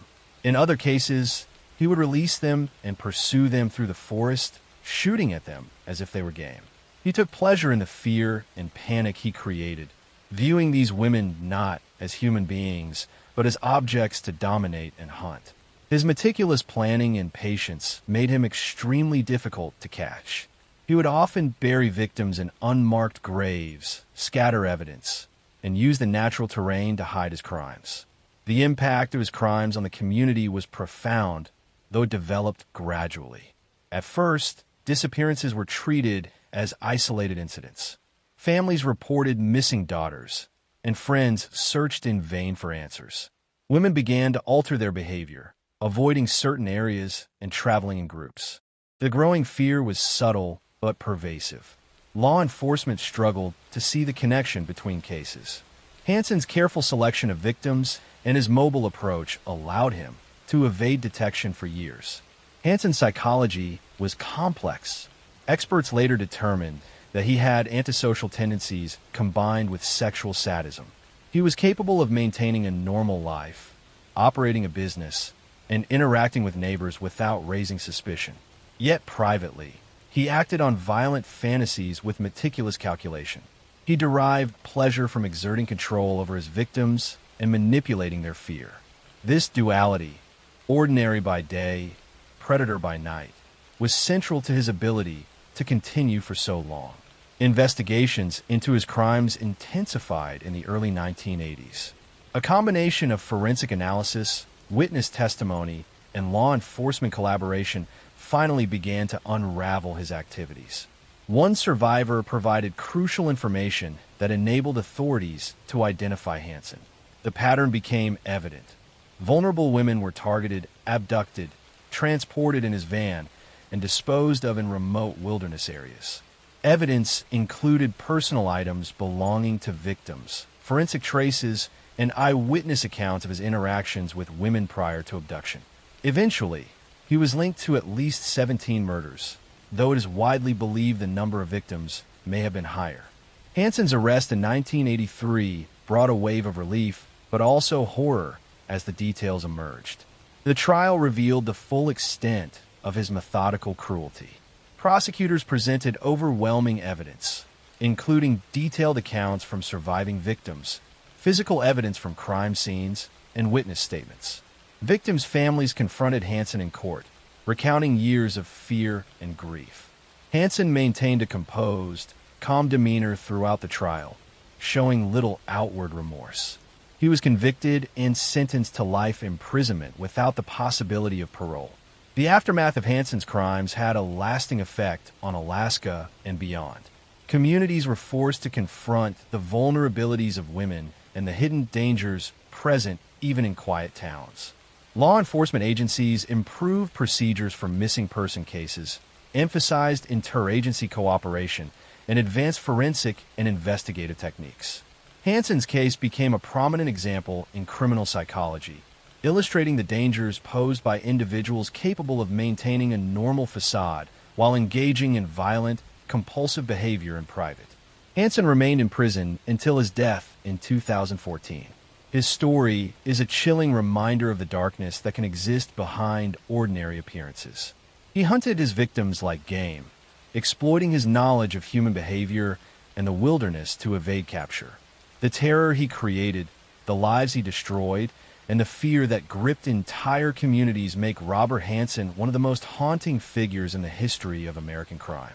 His crimes are studied not only for their brutality, but also for their lessons about vigilance, forensic investigation, and the hidden duality in human behavior.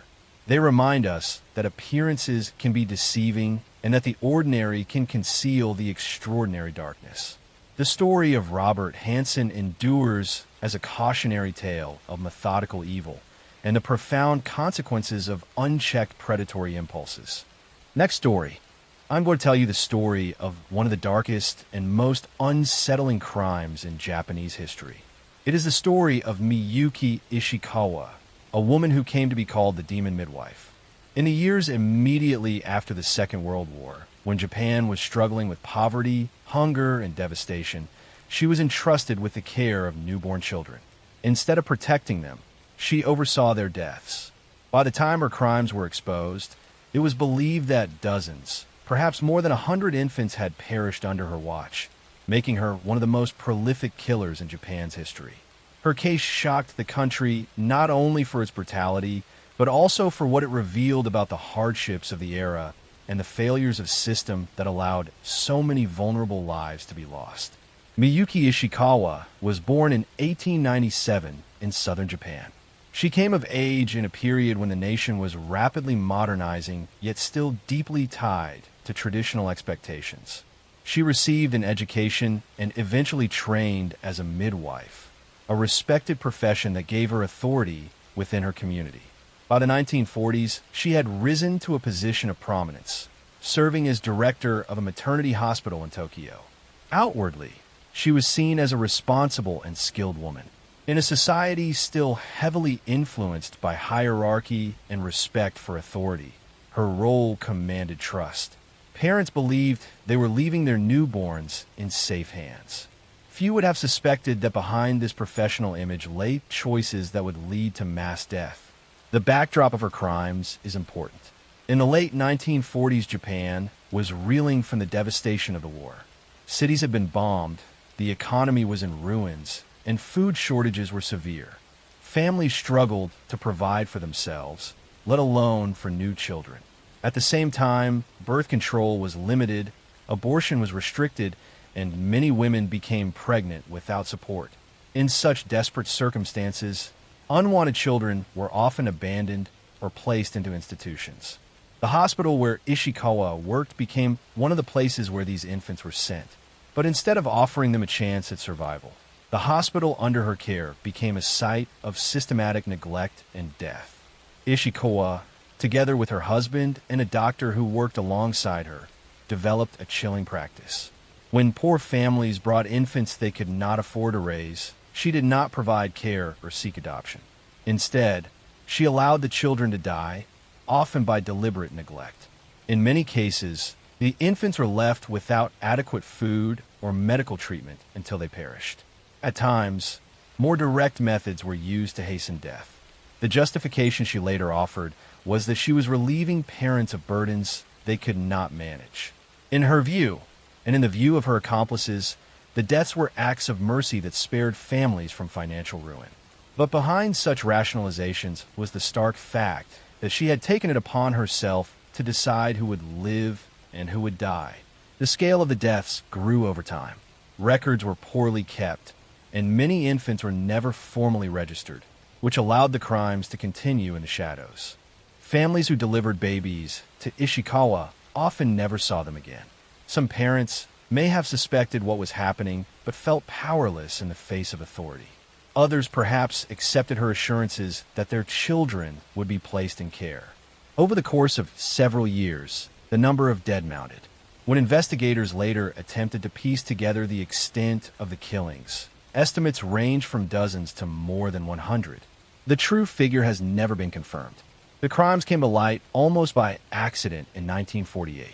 Police discovered the bodies of several infants, abandoned and left to decay. Tracing them back led to Ishikawa's hospital. As the investigation deepened, the extent of the deaths became undeniable. Corpses of babies were found in alarming numbers, some hidden, others discarded. Shock spread through the community as the truth emerged that the very institution entrusted with care had instead become a place of death. Ishikawa and her husband were arrested, as was the doctor who had assisted in covering up the deaths. The revelations horrified the public. Japan was already facing immense hardship, but few could comprehend how a professional midwife had carried out such acts. During her trial, Ishikawa's defense argued that she acted under the pressures of poverty and overpopulation. She claimed that parents abandoned children with her because they could not support them and that the government had failed to provide welfare or assistance. Her lawyers contended that the responsibility was not hers alone, but also the fault of a system that left families desperate and offered no safety net for unwanted children. The prosecution, however, emphasized that no matter the circumstances, she had a duty to preserve life, not destroy it. The sheer number of deaths revealed a deliberate and sustained practice, not isolated acts. In 1952, Miyuki Ishikawa was convicted. She received a surprisingly light sentence of only 8 years, later reduced to 4 on appeal. Her husband and the doctor received even lesser punishments. To many, the leniency of the court was almost as shocking as the crimes themselves. It reflected, in part, a recognition of the social conditions of post-war Japan. Authorities seemed to accept that poverty and desperation had played a role in the tragedy. Yet for the families who lost children, justice seemed far from served. The light sentences fueled outrage and left deep questions about accountability. The aftermath of the case had lasting consequences. Public outcry over the deaths, and the trial drew attention to the plight of poor families and the lack of support for mothers. It contributed to changes in Japanese law, including reforms that expanded access to birth control and legalized abortion under certain conditions. Policymakers recognized that preventing unwanted pregnancies and providing better welfare for children was essential to avoid such tragedies in the future. In this way, the case of Miyuki Ishikawa became a grim turning point that exposed the human cost of neglect and forced the country to confront uncomfortable truths about social responsibility. Miyuki Ishikawa faded into obscurity after her release from prison. Little is known of her later life, but her name remains infamous in Japan's criminal history. The image of a trusted midwife who oversaw the deaths of infants continues to haunt collective memory. Her case stands as a chilling reminder that evil can take forms that do not fit the usual image of violence. It can hide behind respectability, professional authority, and even the appearance of care. The story of the demon midwife is remembered not only for the sheer scale of the deaths, but also for what it revealed about a society in crisis. It showed how desperation, poverty, and inadequate systems can create conditions where life is devalued, and it demonstrated the catastrophic consequences when those in positions of trust betray their most sacred duty. The infants whose lives were taken never had the chance to be remembered individually, but together they represent one of the darkest tragedies of post-war Japan. Next story. I'm going to tell you the story of one of the darkest crimes in German history. It is the story of Joachim Kroll, the man who came to be known as the Ruhr Cannibal. For more than 2 decades, he moved quietly through industrial towns along the Ruhr River, a shy factory worker who lived alone and kept to himself. Behind his timid appearance, He carried out a series of murders so disturbing that even seasoned investigators struggled to process what they uncovered. His acts of violence and cannibalism created one of the most haunting chapters in European crime history, and the way his crimes were discovered still chills those who read about it today. Joachim Kroll was born in 1933 in Hindenburg, a part of Germany that would later become Poland after the Second World War. He grew up in a large poor family, the son of a miner. Childhood for Kroll was marked by deprivation and instability. Food was scarce, the war shattered communities, and his father was taken prisoner by the Soviet Union.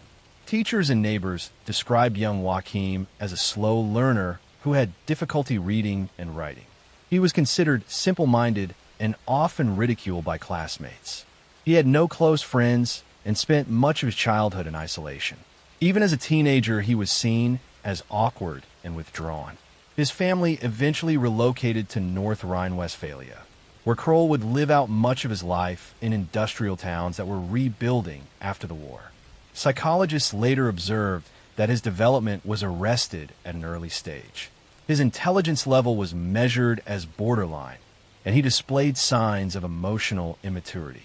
While other young men began to form relationships and pursue work, Kroll remained isolated. He drifted from job to job, mostly unskilled labor in factories. He never married and never established meaningful friendships. Neighbors described him as a strange but harmless man who often kept small animals and sometimes appeared overly attached to them. Beneath this lonely exterior, however, Kroll was developing urges that he did not know how to control. He later admitted that he began harming animals in his youth, practicing cruelty on rabbits, cats, and dogs. It was the early sign of the violence he would later direct toward humans. The first known killing occurred in 1955. Kroll was 22 years old when he murdered a young woman named Irmgard Strell. He strangled her in a field near the town of Duisburg and mutilated her body. Unlike many killers who commit their first crime and then recoil in fear, Kroll experienced the opposite. He found satisfaction in the act and confessed later that it gave him a release he had never felt before. Over the next 2 decades, he killed repeatedly, striking in towns across the Ruhr region. His victims included women and young girls, often chosen at random when opportunity presented itself. He would lure them, strangle them, and then mutilate their bodies. In several cases, he engaged in acts of cannibalism, cutting pieces of flesh to take home and cook. He later explained to police that during times of food shortages, he believed this would help save money on groceries. Kroll's murders followed a grim pattern. He struck suddenly, with little planning, and often near his own neighborhood. After killing, he disposed of bodies in rivers, fields, or abandoned industrial areas. Despite the brutality, he managed to avoid detection for years. Police in the region were overwhelmed with crime in post-war Germany, and disappearances were often treated as isolated events. Forensic science in the 1950s and 1960s lacked the tools available today. The scattered nature of Kroll's crimes meant investigators did not immediately connect them. Families grieved without answers, while Kroll quietly returned to his factory shifts and lived in his modest apartment. As the years passed, suspicions about him never seemed to take root. Neighbors described him as odd but non-threatening. He lived alone, kept his flat cluttered but not alarming, and often greeted others politely. He was regarded as simple, even childlike, and therefore overlooked as a possible threat. This image helped shield him while he continued his spree. He killed at least 14 people between 1955 and 1976, though some estimates suggest there may have been more. His victims ranged in age from young girls to adult women, their lives taken suddenly by a man who often claimed afterward that he simply wanted companionship, but could only achieve it through control and violence. The discovery of his crimes came in the summer of 1976 in the most horrifying way. Neighbors in his apartment building noticed that the pipes were clogged and sewage was backing up. A maintenance worker was called to investigate the blockage. What he found inside the pipes shocked him. Pieces of human flesh were lodged in the system, clogging the flow of water. Police were alerted immediately. They questioned residents, and suspicion fell on Joachim Kroll. When officers entered his apartment, they discovered an even more disturbing scene. In his kitchen, they found cooking utensils, pans, and a refrigerator containing pieces of human flesh. On the stove, a pot simmered with carrots and potatoes alongside meat that investigators confirmed was human. Kroll was arrested at once. Under interrogation, he calmly confessed to a series of murders spanning 2 decades. He recounted details of killings in a matter-of-fact tone, showing little understanding of the enormity of his actions. He admitted to killing women and children, often strangling them, and then cutting off pieces of their bodies to eat. His explanations revealed both a disturbed mind and a chilling lack of remorse. He spoke as if the murders were simply part of his life, necessary acts to fulfill urges he could not control. For investigators, the confessions tied together a long list of unsolved cases that had haunted the Ruhr area for years. Families who had wondered what happened to their loved ones finally received answers, though the truth was more horrific than they could have imagined. The trial of Joachim Kroll began in 1982, several years after his arrest, due to the need for thorough psychiatric evaluations and the gathering of evidence across multiple crime scenes. Court proceedings revealed his simple manner of speech and his childlike behavior. Psychiatrists described him as severely mentally impaired but still responsible for his actions. The defense argued that he lacked full comprehension, while the prosecution emphasized the repeated nature of his crimes and the danger he posed to society. In the courtroom, the families of victims listened in anguish as the murders were described in detail. The image of this shy, awkward man sitting quietly in the dock contrasted sharply with the brutality of his acts. In 1982, Joachim Kroll was convicted of multiple counts of murder and sentenced to life imprisonment. He was incarcerated in a high-security facility where he lived out his remaining years. Even in prison, he remained isolated, spending much of his time alone, still regarded by others as strange and simple. He died in 1991 of a heart attack at the age of 58. His death closed a chapter on one of Germany's most infamous killers, but the scars left behind remained with the families of his victims and the communities he had haunted for more than 20 years. Next story. I am going to tell you the story of Otis Elwood Toole, a man who drifted through life like a shadow, carrying with him the scars of abuse, poverty, and neglect, and leaving behind a trail of horror, unanswered questions, and devastating pain. His life was not one of grand schemes or intricate manipulations, but of chaos, confusion, and violence. He was a killer who confessed and retracted, who blurred the line between truth and lies, who may have taken many lives but left the world never fully certain of what he had actually done. And that uncertainty, that emptiness, is what makes his story one of the most haunting in the history of American true crime. Otis Toole was born on March 5, 1947, in Jacksonville, Florida, into a world that seemed set against him from the start. His father was an alcoholic who abandoned the family when Otis was still a boy, leaving him in the care of a mother who was harsh, cold, and abusive. She dressed him in girls' clothing to humiliate him, beat him, and reminded him constantly that he was unwanted. His grandmother, according to Toole, practiced forms of ritualistic religion that terrified him as a child. He would later claim that she exposed him to occult practices, strange ceremonies, and even encouraged him to take part in rituals that blurred innocence and fear. These claims, like much of what Toole later said in life, are impossible to fully confirm, but they paint the picture of a boy who was never safe, never comforted, and never allowed to feel loved. He was different from the beginning, slow in school, subject to epileptic seizures, and often bullied by other children. He was isolated from his peers. He wandered the streets of Jacksonville, often disappearing for days. Fire fascinated him. He would set small blazes and watch them burn, staring into the flames with a fascination that was both soothing and arousing. Later, psychiatrists would describe him as having pyrophilia, a sexual attraction to fire. By the time he was 10, he was already setting homes and abandoned buildings alight, finding in destruction a twisted sense of control. Sexuality confused and troubled him from an early age. He was molested by older men and admitted to trading sexual acts for money as a teenager. His earliest sexual experiences were marked not by tenderness or choice, but by exploitation and coercion. As he grew older, he began to identify as gay. But in the South of the 1950s and 1960s, this only brought him more isolation, ridicule, and violence. Otis was a boy without belonging, too poor for stability, too strange for acceptance, and too damaged for comfort. His teenage years were marked by drifting, petty crimes, and violence. He would later claim that he killed for the first time as a teenager, stabbing a traveling salesman who had propositioned him. Whether this story is true remains unknown, but it marked the beginning of a pattern that would define the rest of his life. Confessions of murder that could never be proven. Sometimes he told the truth, sometimes he lied, and sometimes he blurred the two until no one could tell the difference. By adulthood, Otis was a drifter moving through the South without direction. He was transient, unstable, and unpredictable.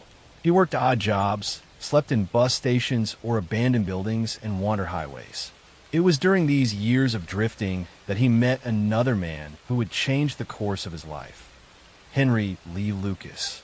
Lucas, like Toole, was born into neglect and abuse. He, too, had grown up violent, unstable, and alienated. When the two men met in the mid-1970s, they seemed to recognize themselves in each other. They became companions, lovers at times, partners in drifting, and, as they would both later claim, partners in killing. The pair became infamous for their confessions, at one point admitting to hundreds of murders across the country.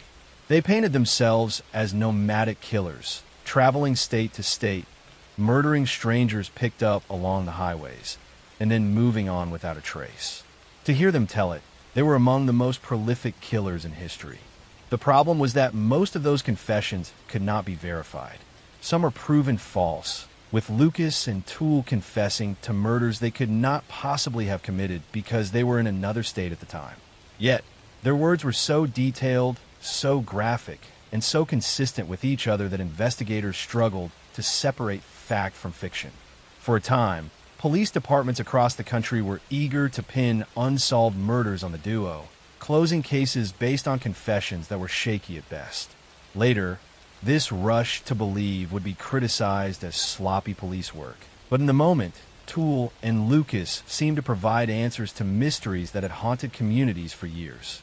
Amid the sea of confessions, however, there were confirmed crimes that showed Toole's capacity for violence. In January 1982, he killed a man named George Sonnenberg by setting fire to his home while Sonnenberg was inside. Toole had been living with Sonnenberg at the time and set the blaze after an argument. Sonnenberg died of his injuries, and Toole was eventually convicted of the murder. He was later convicted of the murder of a 64-year-old woman named Dorothy Burkett, whom he strangled, and another murder in Tallahassee. These convictions proved that, even if many of his confessions were lies or exaggerations, Otis Toole was a killer. But it was one case in particular that forever tied his name to American memory: the abduction and murder of Adam Walsh. On July 27, 1981, 6-year-old Adam Walsh disappeared from a Sears department store in Hollywood, Florida. His mother had left him briefly at a video game display while she shopped, and when she returned, he was gone. 2 weeks later, his severed head was found in a drainage canal more than 100 miles away. The murder shocked the nation. It was brutal, senseless, and left parents across America terrified for their children. Adam's father, John Walsh, would channel his grief into activism, becoming the host of America's Most Wanted and one of the most vocal advocates for missing children's rights in U.S. history. Years later, Otis Toole confessed multiple times to killing Adam Walsh. He said he lured the boy into his car, drove him away, and murdered him. He described details of the crime in a way that seemed convincing. Yet, as always with Toole, the truth was tangled. He later recanted. Then he confessed again. Police discovered that his car at the time matched witness descriptions, and bloodstains found inside were consistent with Adam's. But the investigation was botched. The car was lost. Evidence was mishandled. For decades, the case remained officially unsolved. even as Toole's confessions continued to haunt the Walsh family. Finally, in 2008, long after Toole's death, police declared the case closed, naming him as Adam's killer. John Walsh accepted the conclusion, but with a bitter knowledge that certainty had been denied to him for decades. Otis Toole spent his later years in prison, serving life sentences for his confirmed murders. His health deteriorated. He developed cirrhosis of the liver, contracted AIDS, and grew weaker as the years passed. In 1996, at the age of 49, he died in prison, a man who had lived in chaos and died in obscurity. Next story. I'm going to tell you the story of Lonnie Franklin Jr., a man who moved quietly through the streets of Los Angeles for decades, unseen and unnoticed, hiding a darkness that would haunt the city for years. He was not the kind of killer who acted out in public fits of rage, nor was he flamboyant or attention-seeking. He was patient, meticulous, and careful, blending into a bustling metropolis while preying on some of its most vulnerable residents. His story is one of duality, a man who could be a father, a neighbor, a community member, and at the same time a predator whose actions left families shattered, the city fearful, and investigators baffled. It is a story of patience, evil hidden behind ordinariness, and the devastating consequences of societal blind spots. Lonnie Franklin Jr. was born on August 30th, 1952, in Los Angeles, into a city that would both shape him and conceal him. His early life was not easy. He grew up in a working-class household, part of a family navigating the difficulties of urban poverty. From a young age, he displayed traits that would later emerge as troubling: introversion, social withdrawal, and occasional irritability.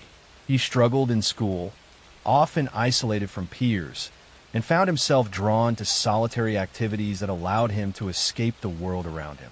There were no overt signs that he would become a serial killer, but the seeds of his darkness were already present in the combination of early life stressors, exposure to crime in his environment, and a mind that seemed increasingly detached from empathy. As a young man, Franklin lived like many in his community, taking jobs when he could, raising a family, and attempting to maintain a normal life. He married and had children, moving through the ordinary rhythms of adulthood, attending community events, paying bills, and interacting with neighbors who knew him only as a quiet man who did not stand out. He appeared entirely ordinary, the kind of man you would never suspect of harboring a deadly compulsion. Yet while he fulfilled these social roles, he was simultaneously planning, stalking, and killing. The dichotomy between his public persona and private life is one of the most chilling aspects of his story, and it allowed him to commit murders without detection for decades. Franklin's first known murders began in the mid-1980s. He targeted women who were marginalized, many of whom were involved in sex work, struggled with addiction, or lived in neighborhoods where law enforcement attention was minimal. He would identify these women, follow their routines, and strike when they were isolated. His methods were simple yet terrifyingly effective. He relied on physical control, often using binding or strangulation to overpower his victims. Bodies were disposed of in alleys, vacant lots, dumpsters, and abandoned properties, sometimes left visible to send a chilling message, other times hidden to delay discovery. Investigators at the time did not immediately connect these killings. The women came from neighborhoods that were under-policed, their disappearances often seen as part of a larger social problem rather than a targeted pattern of murder. The early victims' deaths were cataloged as individual homicides, and the full scale of Franklin's crimes remained invisible. To the families of the victims, the loss was incomprehensible. They were left navigating grief, uncertainty, and the frustration of unanswered questions. For Franklin, the invisibility was protective. His careful blending into the social fabric of Los Angeles allowed him to continue killing without fear of exposure. By the late 1980s, Franklin had gained experience in his methods. His killing became routine in a way that was chillingly methodical. He would identify vulnerable women, gain their trust, lure them to his home or another secluded location, and kill them with minimal noise or resistance. Afterward, he would meticulously dispose of their bodies, sometimes returning to scenes to ensure they were hidden. His patience was remarkable. Unlike many killers whose compulsion drives them to act in bursts, Franklin had a slow, calculated rhythm. This earned him the nickname Grim Sleeper, not only because of the pause in his crimes from 1988 to 2002, but because of his ability to sleep through years without detection, then re-emerge as a killer again. The long pause in activity puzzled investigators. For more than a decade, Franklin's killings seemed to stop, only to resume in the early 2000s. This period of inactivity allowed him to further embed himself in his community, maintain employment, and continue his facade as a law-abiding citizen. During these years, he presented as a normal father, a caring relative, and a quiet presence in the neighborhoods he lived in. It was a duality that fascinated and horrified criminologists. A man capable of extreme violence while maintaining a convincing, ordinary life. When Franklin resumed killing in the early 2000s, the pattern became clearer. Investigators began to connect the deaths through emerging forensic technologies, particularly DNA profiling. Each new victim matched previous patterns. Women vulnerable due to poverty, substance use, or social isolation, killed in the same manner and often left in similar locations. The investigation into these murders grew more sophisticated, combining community outreach, forensic science, and persistent police work. Still, the scale of Franklin's crimes was staggering, and the realization that he had operated undetected for decades shocked the city and the nation. Franklin's arrest came in 2010, sparked by DNA evidence linking him to multiple murders. During questioning, he initially denied guilt, but investigators had built an overwhelming case. Evidence included physical traces at crime scenes, patterns in victimology, and corroboration of his movements over decades. Families of victims were called to testify, sharing harrowing accounts of women lost to senseless violence. Each story added weight to the understanding of Franklin's reign of terror and revealed the human cost of systemic neglect. The trial that followed was lengthy and emotionally intense. Prosecutors meticulously reconstructed decades of killings, presenting evidence of Franklin's methods, his victims' lives, and his ability to exist in two worlds at once. Testimonies revealed not only the acts themselves, but the societal failures that allowed them to go undetected for so long. Police resource limitations, social stigmas against sex workers, and the marginalization of communities where the victims lived. Franklin's defense attempted to mitigate by claiming detachment and mental instability, yet the jury found him guilty of 10 counts of murder. He was sentenced to death, a verdict that offered families some closure, but could never erase the pain of decades-long terror. Franklin spent the remaining years of his life on death row, declining in health, a man whose crimes would leave a permanent mark on Los Angeles. He died in 2020 from natural causes, but the shadow of his actions lingered. Neighborhoods, families, and law enforcement agencies had to reconcile with the reality that a predator had lived among them, unseen for decades, exploiting blind spots and preying on the most vulnerable. Next story. I'm going to tell you the story of Rodney Alcala, a man who lived among the people of Southern California, a photographer and aspiring actor whose charm and apparent normalcy masked a horrifying secret. To most who met him, he seemed polite, even likable, a man with ambition and social grace. He carried himself confidently, appeared well-spoken, and presented himself as successful. Yet behind this carefully constructed exterior was a predator of astonishing cunning, a man whose crimes were as methodical as they were brutal, and whose ability to hide in plain sight would allow him to terrorize communities for years. Rodney Alcala's story is one of deception, obsession, and the terrifying capacity of evil to masquerade as normality. Rodney Alcala was born on August 23, 1943, in San Antonio, Texas. His childhood was troubled, marked by instability and early signs of abnormal behavior. From a young age, he exhibited cruelty toward animals, a common indicator in the histories of later violent offenders, and showed an unusual fascination with control and dominance. His early adolescence was characterized by social awkwardness, isolation, and behaviors that alienated him from peers. Yet in spite of these early red flags, he demonstrated intelligence, charisma, and an ability to present himself convincingly, traits that he would later exploit to lure victims. By the late 1960s, Alcala had begun a life of drifting and minor criminal activity. He had enlisted in the military, but even this structured environment could not contain his impulses. Reports from the time indicate incidents of sexual aggression, as well as escalating behaviors that suggested he was experimenting with control over others.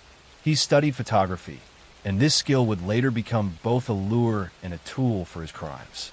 Alcala's ability to present himself as charming, cultured, and talented enabled him to gain access to people who might otherwise have been cautious, and it allowed him to hide in plain sight for years. Alcala's murders began in the early 1970s.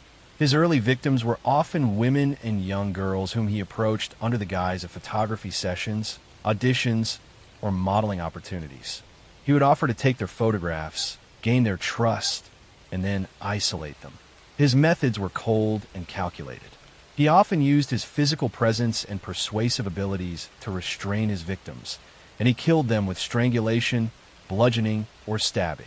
The bodies were sometimes disposed of in remote locations, though he occasionally left them in more visible areas, a mix of confidence and impulsivity that made him unpredictable. What allowed Alcala to continue for so long was his dual life. By day, he could appear as an aspiring actor, attending auditions in Los Angeles, appearing on television programs, and maintaining a social persona that seemed harmless. He participated in activities that gave him legitimacy, mingled with people who trusted him, and maintained a facade of normalcy that insulated him from suspicion. Meanwhile, he committed heinous acts in private, exploiting weaknesses, anonymity, and the blind spots of law enforcement in a sprawling urban environment. Alcala's first known conviction came in 1971, when he was charged with the rape and assault of a 12-year-old girl in New York. He served time in prison, yet this incarceration did not stop his predatory behaviors. Upon release, he moved to California, where he escalated his killings. One of the most chilling aspects of his crimes was his ability to photograph his victims, capturing moments of trust and vulnerability before committing violence. These photographs, recovered decades later, revealed the extent of his manipulative skill and the cold calculation behind each attack. They provided investigators with insights into his pattern, but also revealed the haunting reality that he had objectified and exploited so many lives. One of the most disturbing features of Alcala's criminal career was his pattern of eluding justice despite clear warning signs. He was twice brought to trial for murder in the 1970s, but managed to escape convictions due to a combination of legal technicalities, lack of physical evidence, and his polished courtroom demeanor. He even appeared on the television show The Dating Game in 1978, competing for a romantic partner while being an active serial killer. This public appearance, watched by millions, highlighted the terrifying ability of Alcala to blend into ordinary society even while committing unspeakable acts. It was not until decades later that Alcala was finally brought to justice for a full pattern of murders. Investigators meticulously pieced together evidence from old crime scenes, witness testimonies, and the victims' families, along with his own photographic records, which served as a chilling archive of his predatory behavior. He was connected definitively to multiple murders in Southern California, with victims ranging from young teens to adult women. The brutality, premeditation, and manipulation involved in his crimes demonstrated both the danger of underestimating someone based on appearances and the horrifying lengths to which a predator can hide behind charm and talent. Alcala's trial was lengthy and emotionally intense. Families of victims recounted the losses, the disappearances, and the long years of uncertainty. Evidence of his photographs, personal journals, and past convictions painted a picture of a man who was methodical, calculating, and remorseless. The scale of his crimes, combined with his ability to remain unnoticed for so long, made the courtroom proceedings not only a legal reckoning, but an emotional reckoning for the city. Witnesses, friends, and family members struggled to comprehend how a man they might have passed on the street could commit such horror. In the end, Rodney Alcala was convicted of multiple murders and sentenced to death. The legal process continued for decades as appeals and reviews extended the finality of his punishment. He remained in prison, a figure whose existence forced reflection on society's failures, how communities overlook the vulnerable, how charisma can mask danger, and how predators exploit the gaps between appearances and reality. He died in 2021 while still on death row, leaving behind a legacy of terror, grief, and questions about the nature of evil hidden behind a polished exterior. The story of Rodney Alcala is not one of sensationalized frenzy, but of calm, calculated horror. It demonstrates how intelligence, charm, and patience can be used to manipulate, exploit, and destroy lives, often in plain sight. It reminds us that danger does not always shout. Sometimes it smiles, it converses, it photographs, and it waits patiently. It forces a reflection on the fragility of safety, the vulnerabilities of those society overlooks, and the chilling reality that one person, moving unnoticed among ordinary life, can cast a shadow over an entire city for decades. Next story. I'm going to tell you the story of Rodney Smith, a man whose life in mid-1990 Chicago seemed ordinary, even mundane, a man whose neighbors would later say they had no idea what was happening behind closed doors. He lived quietly, raised a family, held jobs, smiled in public, and maintained a facade of normality while committing acts of calculated and brutal violence against people who could least defend themselves. He was methodical, patient, and careful, operating in a way that made him almost invisible to the society around him. His story is one of deception, cruelty, and a chilling illustration of how a predator can thrive while blending seamlessly into everyday life. Rodney Smith was born in 1968 in Chicago, Illinois, into a working-class family in a neighborhood marked by poverty and crime. His father was often absent, and his mother struggled to provide stability for her children. Early in life, Smith was left to navigate his own social and emotional development, which was turbulent at best. Teachers described him as quiet, sometimes hostile, and socially awkward, yet also intelligent and capable of charming adults when it suited him. There were early warning signs, tendencies toward cruelty toward animals, impulsive aggression, and an unusual fascination with violence. But they were overlooked by a world too busy with its own struggles to notice a quiet boy in a crowded city. In adolescence, Smith began drifting. He engaged in petty crime, fights, and minor run-ins with law enforcement. Yet these early offenses did not hint at the scale of what was to come. He learned to navigate the urban environment with caution and cunning, paying close attention to how people behaved, where vulnerabilities existed, and how he could exploit them. Even as a teenager, he displayed an unsettling patience, a willingness to wait for the right opportunity, and a calmness in situations where others might act impulsively. This patience would become central to the pattern of his later crimes. By his early 20s, Smith had settled into a semblance of normal life. He held a series of jobs, maintained friendships, and began to participate in his community. On the surface, he seemed like an ordinary man trying to make his way in the world. Yet beneath this facade, he began targeting women who were vulnerable, often those living in poverty or struggling with addiction. These were people whose lives were already precarious, whose absences might not immediately raise alarm, and whose vulnerabilities he exploited with a chilling efficiency. Smith's first confirmed attacks were methodical.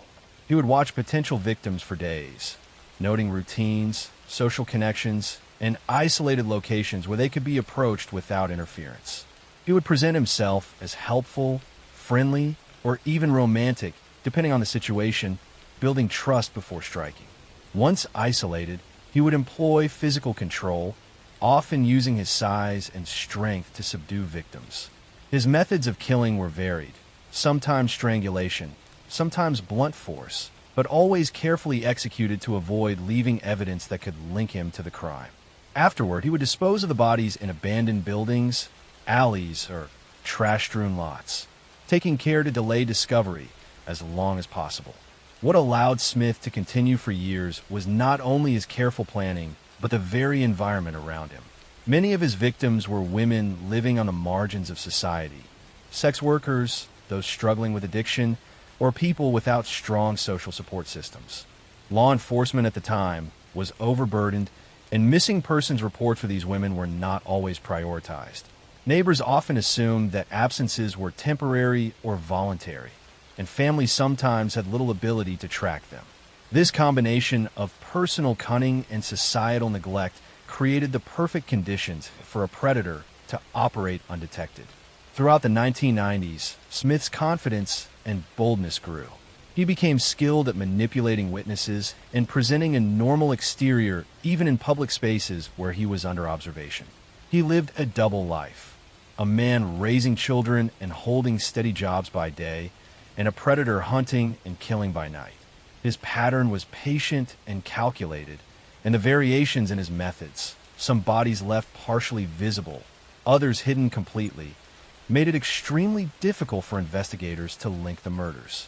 Over time, clusters of disappearances began to attract attention. Community members expressed fear, journalists reported missing women, and law enforcement noticed patterns that suggested a single perpetrator might be responsible. However, connecting the cases required painstaking work, analyzing old reports, cross-referencing last known sightings, and tracking inconsistencies in witness accounts. Smith had become highly skilled at covering his tracks, but the persistence of investigators eventually began to close the net. A breakthrough came in the late 1990s when a survivor escaped one of Smith's attacks and provided a detailed description. DNA evidence from the survivor's case, along with re-examination of previous crime scenes, linked Smith to multiple murders over several years.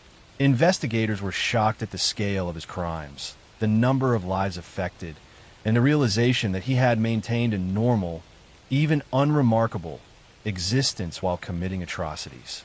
The depth of planning, patient observation, and social manipulation involved revealed a mind capable of both extreme calculation and shocking cruelty.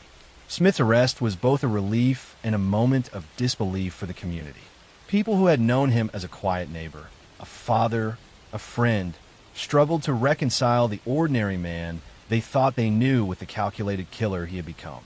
Families of victims, some of whom had spent years searching for answers, finally had confirmation of what had happened, though the relief was mixed with a grief that could never be fully healed. The trial was exhaustive.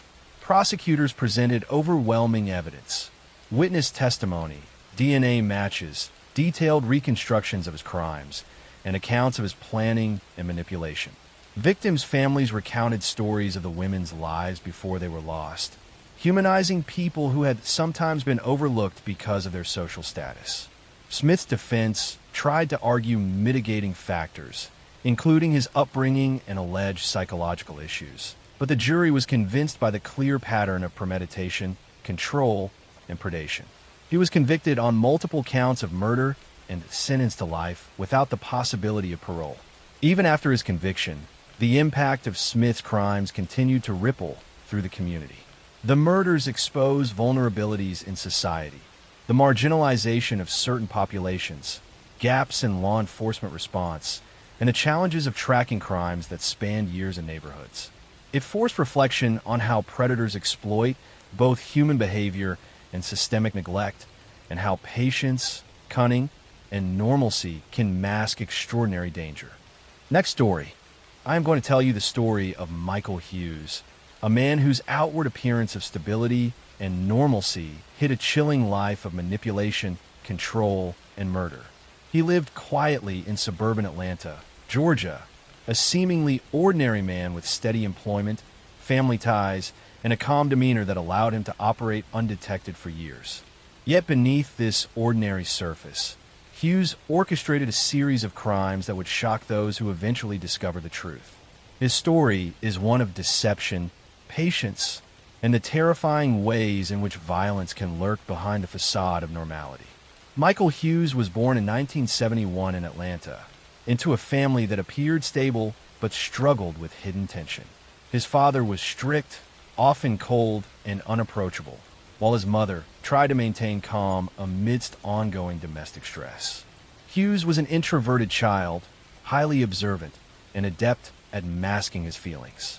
Teachers noticed his intelligence, but also his emotional distance, his tendency to withdraw from peers, and occasional displays of cruelty toward animals.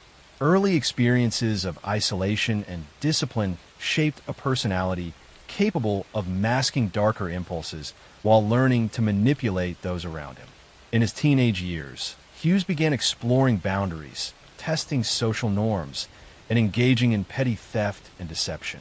Unlike many adolescents, his behavior was deliberate rather than impulsive.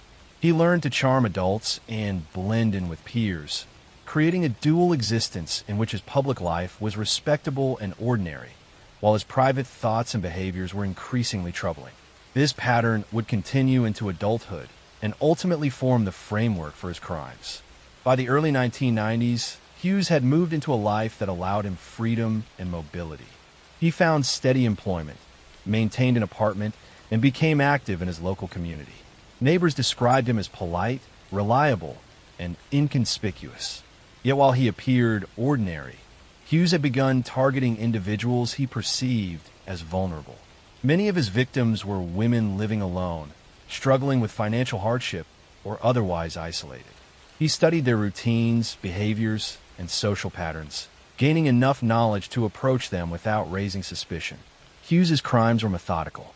He would build trust over days or weeks, presenting himself as helpful, charming, or sympathetic.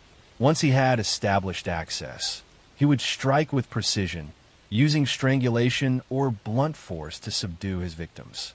Afterward, he would conceal bodies in abandoned buildings, wooded areas, or sometimes even in plain sight under layers of debris, relying on the slow pace of urban systems and the invisibility of his victims' social circles to delay discovery. Each act was carefully considered, and Hughes rarely left evidence that could immediately connect him to the crime. Over the course of nearly a decade, Hughes carried out a series of murders across Atlanta and surrounding counties. Law enforcement initially treated these incidents as isolated, often due to the variation in location and timing. The victims' lives, while tragically intersected by Hughes, had few overt similarities on paper, different ages, jobs, and backgrounds, which made pattern recognition challenging. Families were left with unanswered questions, grief, and uncertainty as investigations stalled or grew cold. Hughes's ability to hide in plain sight was central to his survival. He maintained employment, interacted with neighbors, and even volunteered for local community projects. Friends and colleagues knew him as reliable and personable, never suspecting the predatory behaviors that unfolded in private. His dual existence, public normalcy and private violence, is a hallmark of his method, and it allowed him to evade detection longer than many criminals who were impulsive or reckless. The investigation into Hughes's crimes intensified in the late 1990s after a pattern emerged connecting missing women and suspicious deaths. Forensic breakthroughs, including improved DNA analysis and trace evidence techniques, finally began to tie several unsolved cases together. Witness statements about a man matching Hughes's description, combined with careful tracking of his movements, narrowed the focus to him as a prime suspect. The realization that these crimes had been occurring in parallel with a seemingly ordinary life sent shockwaves through the community and law enforcement alike. Hughes was eventually arrested after a careful sting operation and examination of his personal spaces, where investigators discovered evidence linking him to multiple murders. Items recovered included personal belongings of victims, notes detailing observations, and objects suggesting the deliberate planning of his crimes. During interrogation, Hughes maintained a calm and measured demeanor, offering minimal admissions while observing investigators for weaknesses.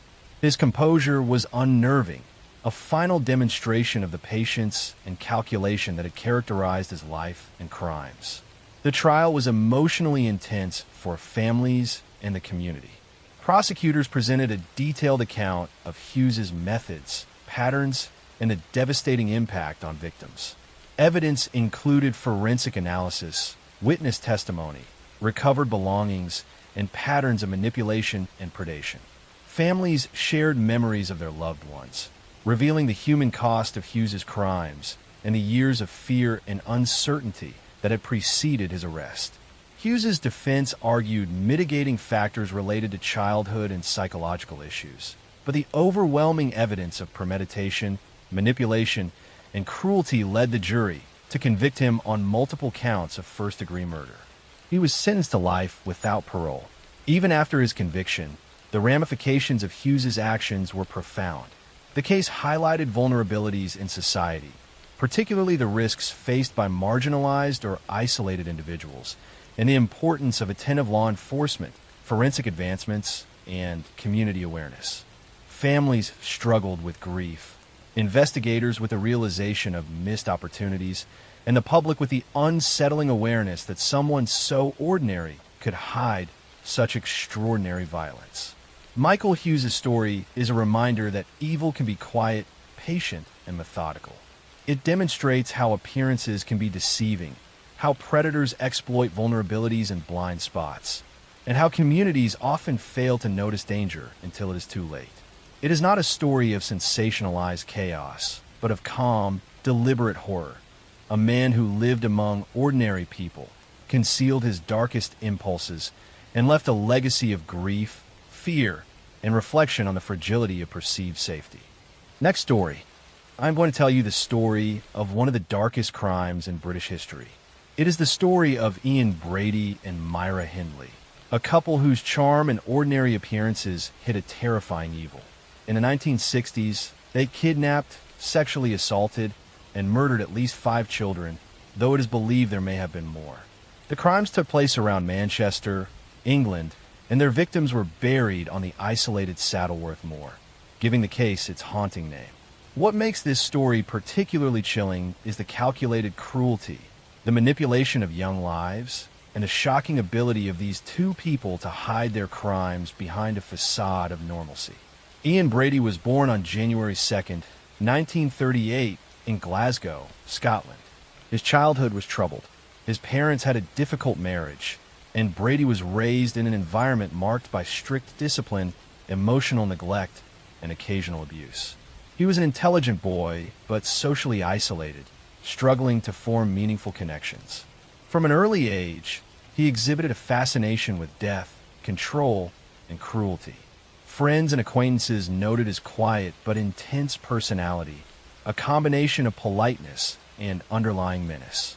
Myra Hindley was born on July 23, 1942, in Manchester, England. Her early life was shaped by a conservative, strict household. She appeared outwardly obedient and polite, though she struggled with issues of self-esteem and the desire to be noticed and admired. Hindley met Ian Brady in the early 1960s, and the two formed a bond that combined fascination, manipulation, and shared dark interests. Brady's intelligence and charisma attracted Hindley, and over time, she became an active participant in his crimes, seduced by both his personality and the twisted sense of power he offered.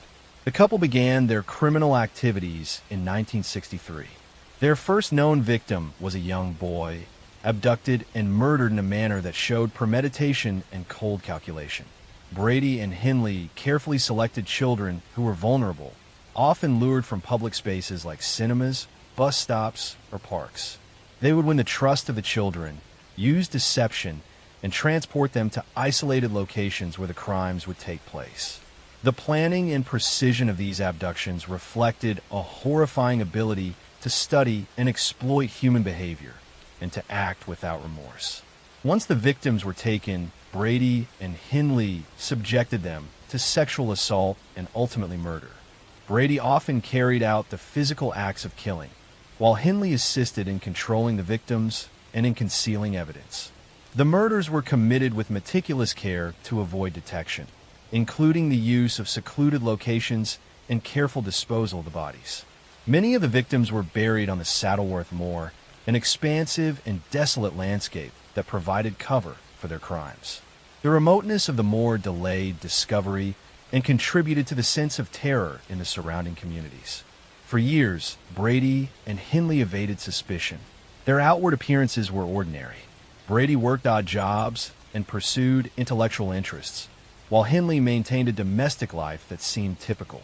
Neighbors and acquaintances were shocked when the crimes were revealed, unable to reconcile the image of polite, seemingly normal adults with a monstrous reality of their actions. Their ability to manipulate perception and to maintain normalcy while committing heinous crimes is part of what makes their story so disturbing. Investigations were initially complicated by the lack of connection between the disappearances. Police faced the challenge of linking multiple abductions across different districts, each with its own jurisdiction and investigative limitations. Families were left desperate, searching for children who had vanished without a trace. Community fear grew, with parents warning children and local authorities scrambling to understand whether the cases were related. Brady and Hindley used this fear and confusion to their advantage, continuing their crimes with disturbing confidence. The turning point in the investigation came when police began tracing the disappearances and gathering evidence linking Brady and Hindley to multiple crimes. Witnesses, forensic evidence, and the discovery of items associated with the victims gradually painted a picture of guilt. The couple was arrested in 1965 after police connected their activities to the disappearances, leading to searches that uncovered incriminating evidence and ultimately the bodies of victims on Saddleworth Moor. The horror of the discoveries shocked the nation, confirming the fears of families who had lived with uncertainty for years. During their trials, the calculated cruelty and manipulation of Brady and Hindley were central to the proceedings. The prosecution presented a clear pattern of abduction, assault, and murder, highlighting the planning and psychological control exerted by the couple. Hindley's role was particularly scrutinized, as she appeared both complicit and influenced by Brady's dominance. Both were convicted, with Brady receiving a life sentence and Hindley also sentenced to life imprisonment. The trials emphasized the extent of their premeditation and the profound impact on victims' families and communities. In prison, both continued to evoke fascination and horror. Brady maintained his intelligence and calm demeanor, discussing his crimes with chilling detachment. Hindley expressed remorse in later years, though the sincerity of her statements remained a matter of debate. Their case remains a focal point in criminology, psychology, and the study of serial offenders, illustrating the intersection of manipulation, intelligence, and extreme criminal behavior. The Moors' murders profoundly affected British society. They demonstrated the capacity for ordinary-seeming individuals to commit extraordinary evil. Families were left grieving, communities fearful, and law enforcement challenged to improve methods of tracking and investigating abductions. Brady and Hindley's crimes remain a chilling reminder of the vulnerability of children, the dangers of manipulation, and the ways in which evil can operate unnoticed among seemingly normal people. Their story also explores the psychological dynamics of criminal partnerships, the ability to influence and coerce another into participation, and the terrifying reality that intelligence and charm can mask violent tendencies. The Moors' murders have been studied extensively to understand not only the methods and psychology of Brady and Hindley, but also the failures and challenges of social, familial, and law enforcement systems that allowed the crimes to continue for months. The story of Ian Brady and Myra Hindley serves as one of the darkest lessons in human behavior. It reminds us that appearances can be deceiving, that charm can conceal evil, and that vigilance, awareness, and protection of the vulnerable are vital in any society. The legacy of their crimes endures, haunting communities, families, and the collective memory of a nation. Their calculated cruelty, manipulation, and ability to hide in plain sight make the Moors' murders one of the most chilling and unforgettable cases in history. Next story. I'm going to tell you the story of one of the most terrifying and methodical criminals in Scottish history. It is the story of Robert Blackburn, a man whose quiet demeanor, ordinary appearance, and polite manners masked a horrifying darkness. In the 1970s, he abducted, assaulted, and murdered young girls across both urban and rural areas of Scotland. Communities lived in fear, families were left in despair, and law enforcement struggled for years to understand the full scale of his crimes. What makes his story so chilling is not only the brutality of his actions, but the intelligence, planning, and manipulation he used to commit them while appearing entirely normal to everyone around him. Robert Blackburn was born in Glasgow in 1945 into a working-class family marked by instability and tension. His father was strict and emotionally distant, and his mother was often preoccupied and unable to provide consistent attention. From an early age, Blackburn learned to conceal his emotions and hide his intentions. Teachers and neighbors described him as polite, quiet, and intelligent, but they noticed he had few close friends. Even as a child, he displayed a fascination with control and power, sometimes showing cruelty toward animals or peers. These early behaviors were dismissed or overlooked, but they foreshadowed the predatory tendencies that would later define his life. During his teenage years, Blackburn's antisocial tendencies grew stronger. He engaged in petty theft, lying, and manipulation, carefully avoiding detection or punishment. He studied how people reacted to fear and trust, and learned how to exploit weaknesses while maintaining a socially acceptable image. This duality between outward normalcy and hidden darkness became a hallmark of his criminal life. He became increasingly isolated, observing human behavior and imagining ways to assert control over others without being caught. By the early 1970s, Blackburn had begun targeting young girls. His choice of victims was deliberate. He observed children in schools, playgrounds, bus stops, and streets, identifying those who were isolated or trusting. He approached them with a polite and helpful demeanor, offering assistance, companionship, or rides. Once he gained their trust, he would lead them to secluded locations where he committed his assaults and murders. Every step was carefully calculated. He understood escape routes, timing, and how to leave minimal evidence. His intelligence and methodical nature allowed him to operate for months while appearing ordinary to those around him. His work as a delivery driver provided him mobility and access to multiple towns. He knew the roads, shortcuts, and isolated areas where he could carry out his crimes without being seen. Communities were gripped by fear, as reports of missing girls appeared across different neighborhoods. Police initially treated each disappearance as isolated, which allowed Blackburn to continue undetected. He was patient, methodical, and observant, exploiting both human behavior and systemic weaknesses in law enforcement. The first known victim, a young girl named Fiona, was last seen walking home from school. Blackburn had watched her for days, noting her route and the time she would be alone. He approached her under the guise of help and led her to a secluded area where he committed his crime, leaving almost no evidence behind. Her disappearance devastated her family, and while the police investigated, there was no immediate link to other missing children. The second victim, Marion, was lured from her neighborhood with promises of assistance. Blackburn presented himself as trustworthy and ordinary.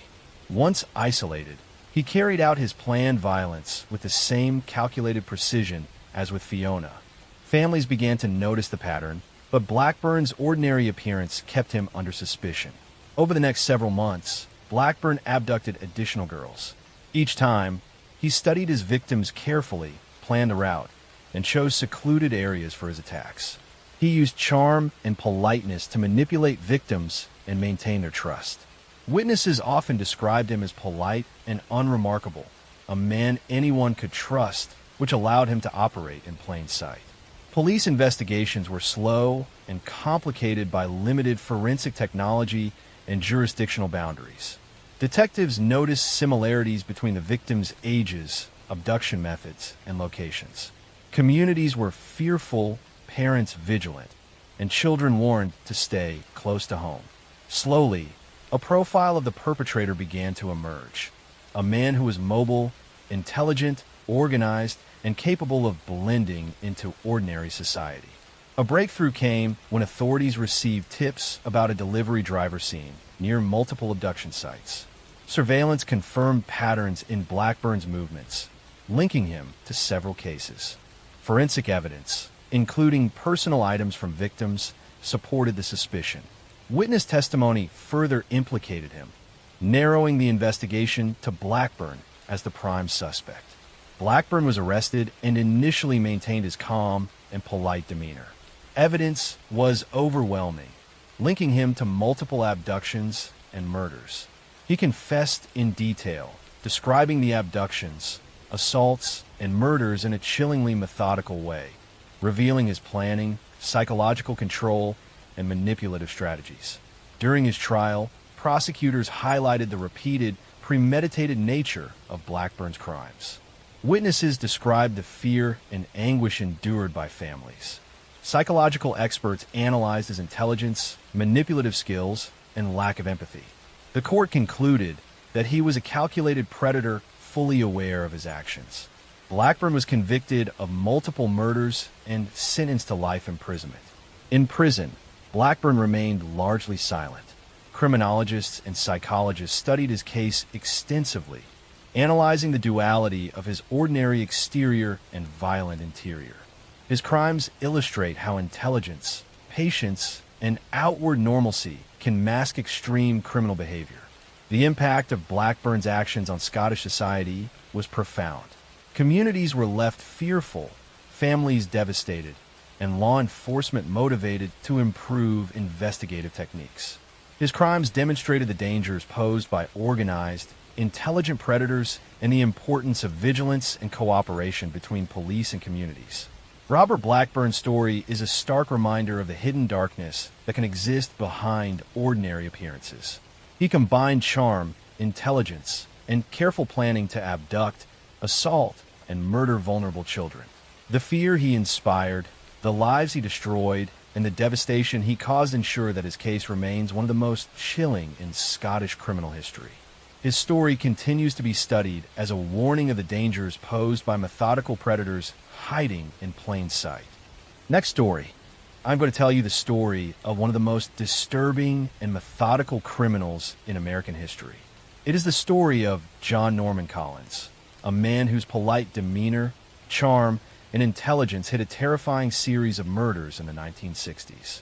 Collins became known as the Michigan State University Killer, responsible for the abduction and murder of at least a dozen young women in the Ann Arbor and Ypsilanti area of Michigan. For years, his crimes created a climate of fear, baffled investigators, and devastated families. What makes this story particularly haunting is the combination of his charm, careful planning, and the ordinary appearance that allowed him to move unnoticed while committing these horrifying acts. John Norman Collins was born in 1947 in Jackson, Michigan, into a middle-class family. His father worked in construction, and his mother was a homemaker. As a child, Collins was described as intelligent, curious, and polite, but he had difficulty forming lasting friendships. He often retreated into his own thoughts and showed an early fascination with control and power over others. Some reports suggest he had a troubled relationship with his mother, who was strict and demanding, and this tension may have influenced his later behavior. He was academically capable, but often displayed antisocial tendencies, including lying, petty theft, and manipulation. As a teenager, Collins' behavior became increasingly concerning. He began to develop a fascination with sexual control and domination. He experimented with cruelty toward animals and demonstrated manipulative tendencies toward peers. Despite these warning signs, he maintained a polite and charming exterior, which allowed him to avoid serious consequences. He was able to blend into social situations, charm adults, and appear completely ordinary to neighbors and acquaintances. In the mid-1960s, Collins began targeting young women. He carefully selected victims, often women walking alone in quiet areas or traveling by car. He would follow them, gain their trust, and lure them into isolated areas where he could commit his attacks. His method was meticulous. He studied routines, locations, and habits, ensuring that he could carry out his crimes without being detected. His charm, combined with his knowledge of local geography, allowed him to move freely while instilling terror in the community. Collins' early victims included teenage girls walking home from school or working part-time jobs. He would approach them politely, offer rides, or otherwise manipulate them into trusting him. Once isolated, he would abduct them, assault them, and ultimately murder them. He disposed of bodies in secluded locations such as wooded areas, fields, and near bodies of water. Communities were gripped by fear, and parents warned daughters to stay close to home. The murders appeared random at first, but investigators soon realized that there was a pattern linking the cases. Law enforcement faced significant challenges. The crime spanned multiple jurisdictions, including Ann Arbor, Ypsilanti, and Jackson. Investigators had limited forensic tools and struggled to coordinate across city lines. Witness reports varied, and the lack of advanced forensic evidence made linking Collins to multiple murders difficult. For months, the killer eluded capture, moving through towns with his ordinary, polite demeanor while leaving a trail of terror behind him. The investigation began to gain traction when patterns emerged in victim profiles, abduction methods, and geographic locations. Witnesses described a man matching Collins' appearance near multiple crime scenes. Surveillance, stakeouts, and interviews gradually narrowed the suspect pool. Investigators pieced together his routines, movements, and social connections. Collins' carefully constructed facade of normalcy began to crack under the weight of mounting evidence. His eventual arrest came after persistent police work and witness identification. Officers discovered items linking him to victims, and his accounts of the abductions and murders revealed his calculated, methodical approach. Collins confessed to several murders, detailing how he selected victims, planned the abductions, and executed his attacks. His calm, factual recounting of the crimes revealed a mind capable of extreme cruelty while maintaining a surface-level charm that had allowed him to evade suspicion for so long. During his trial, the premeditated and organized nature of Collins' crimes was central to the prosecution. Witnesses described the emotional devastation experienced by families. Expert testimony analyzed his psychological profile, highlighting his intelligence, manipulative tendencies, and lack of empathy. The court concluded that he was a calculated, dangerous predator fully aware of his actions and their consequences. Collins was convicted of murder and sentenced to life imprisonment without parole, ensuring he would never harm another person. In prison, Collins remained largely silent, though his case has been extensively studied by criminologists and psychologists.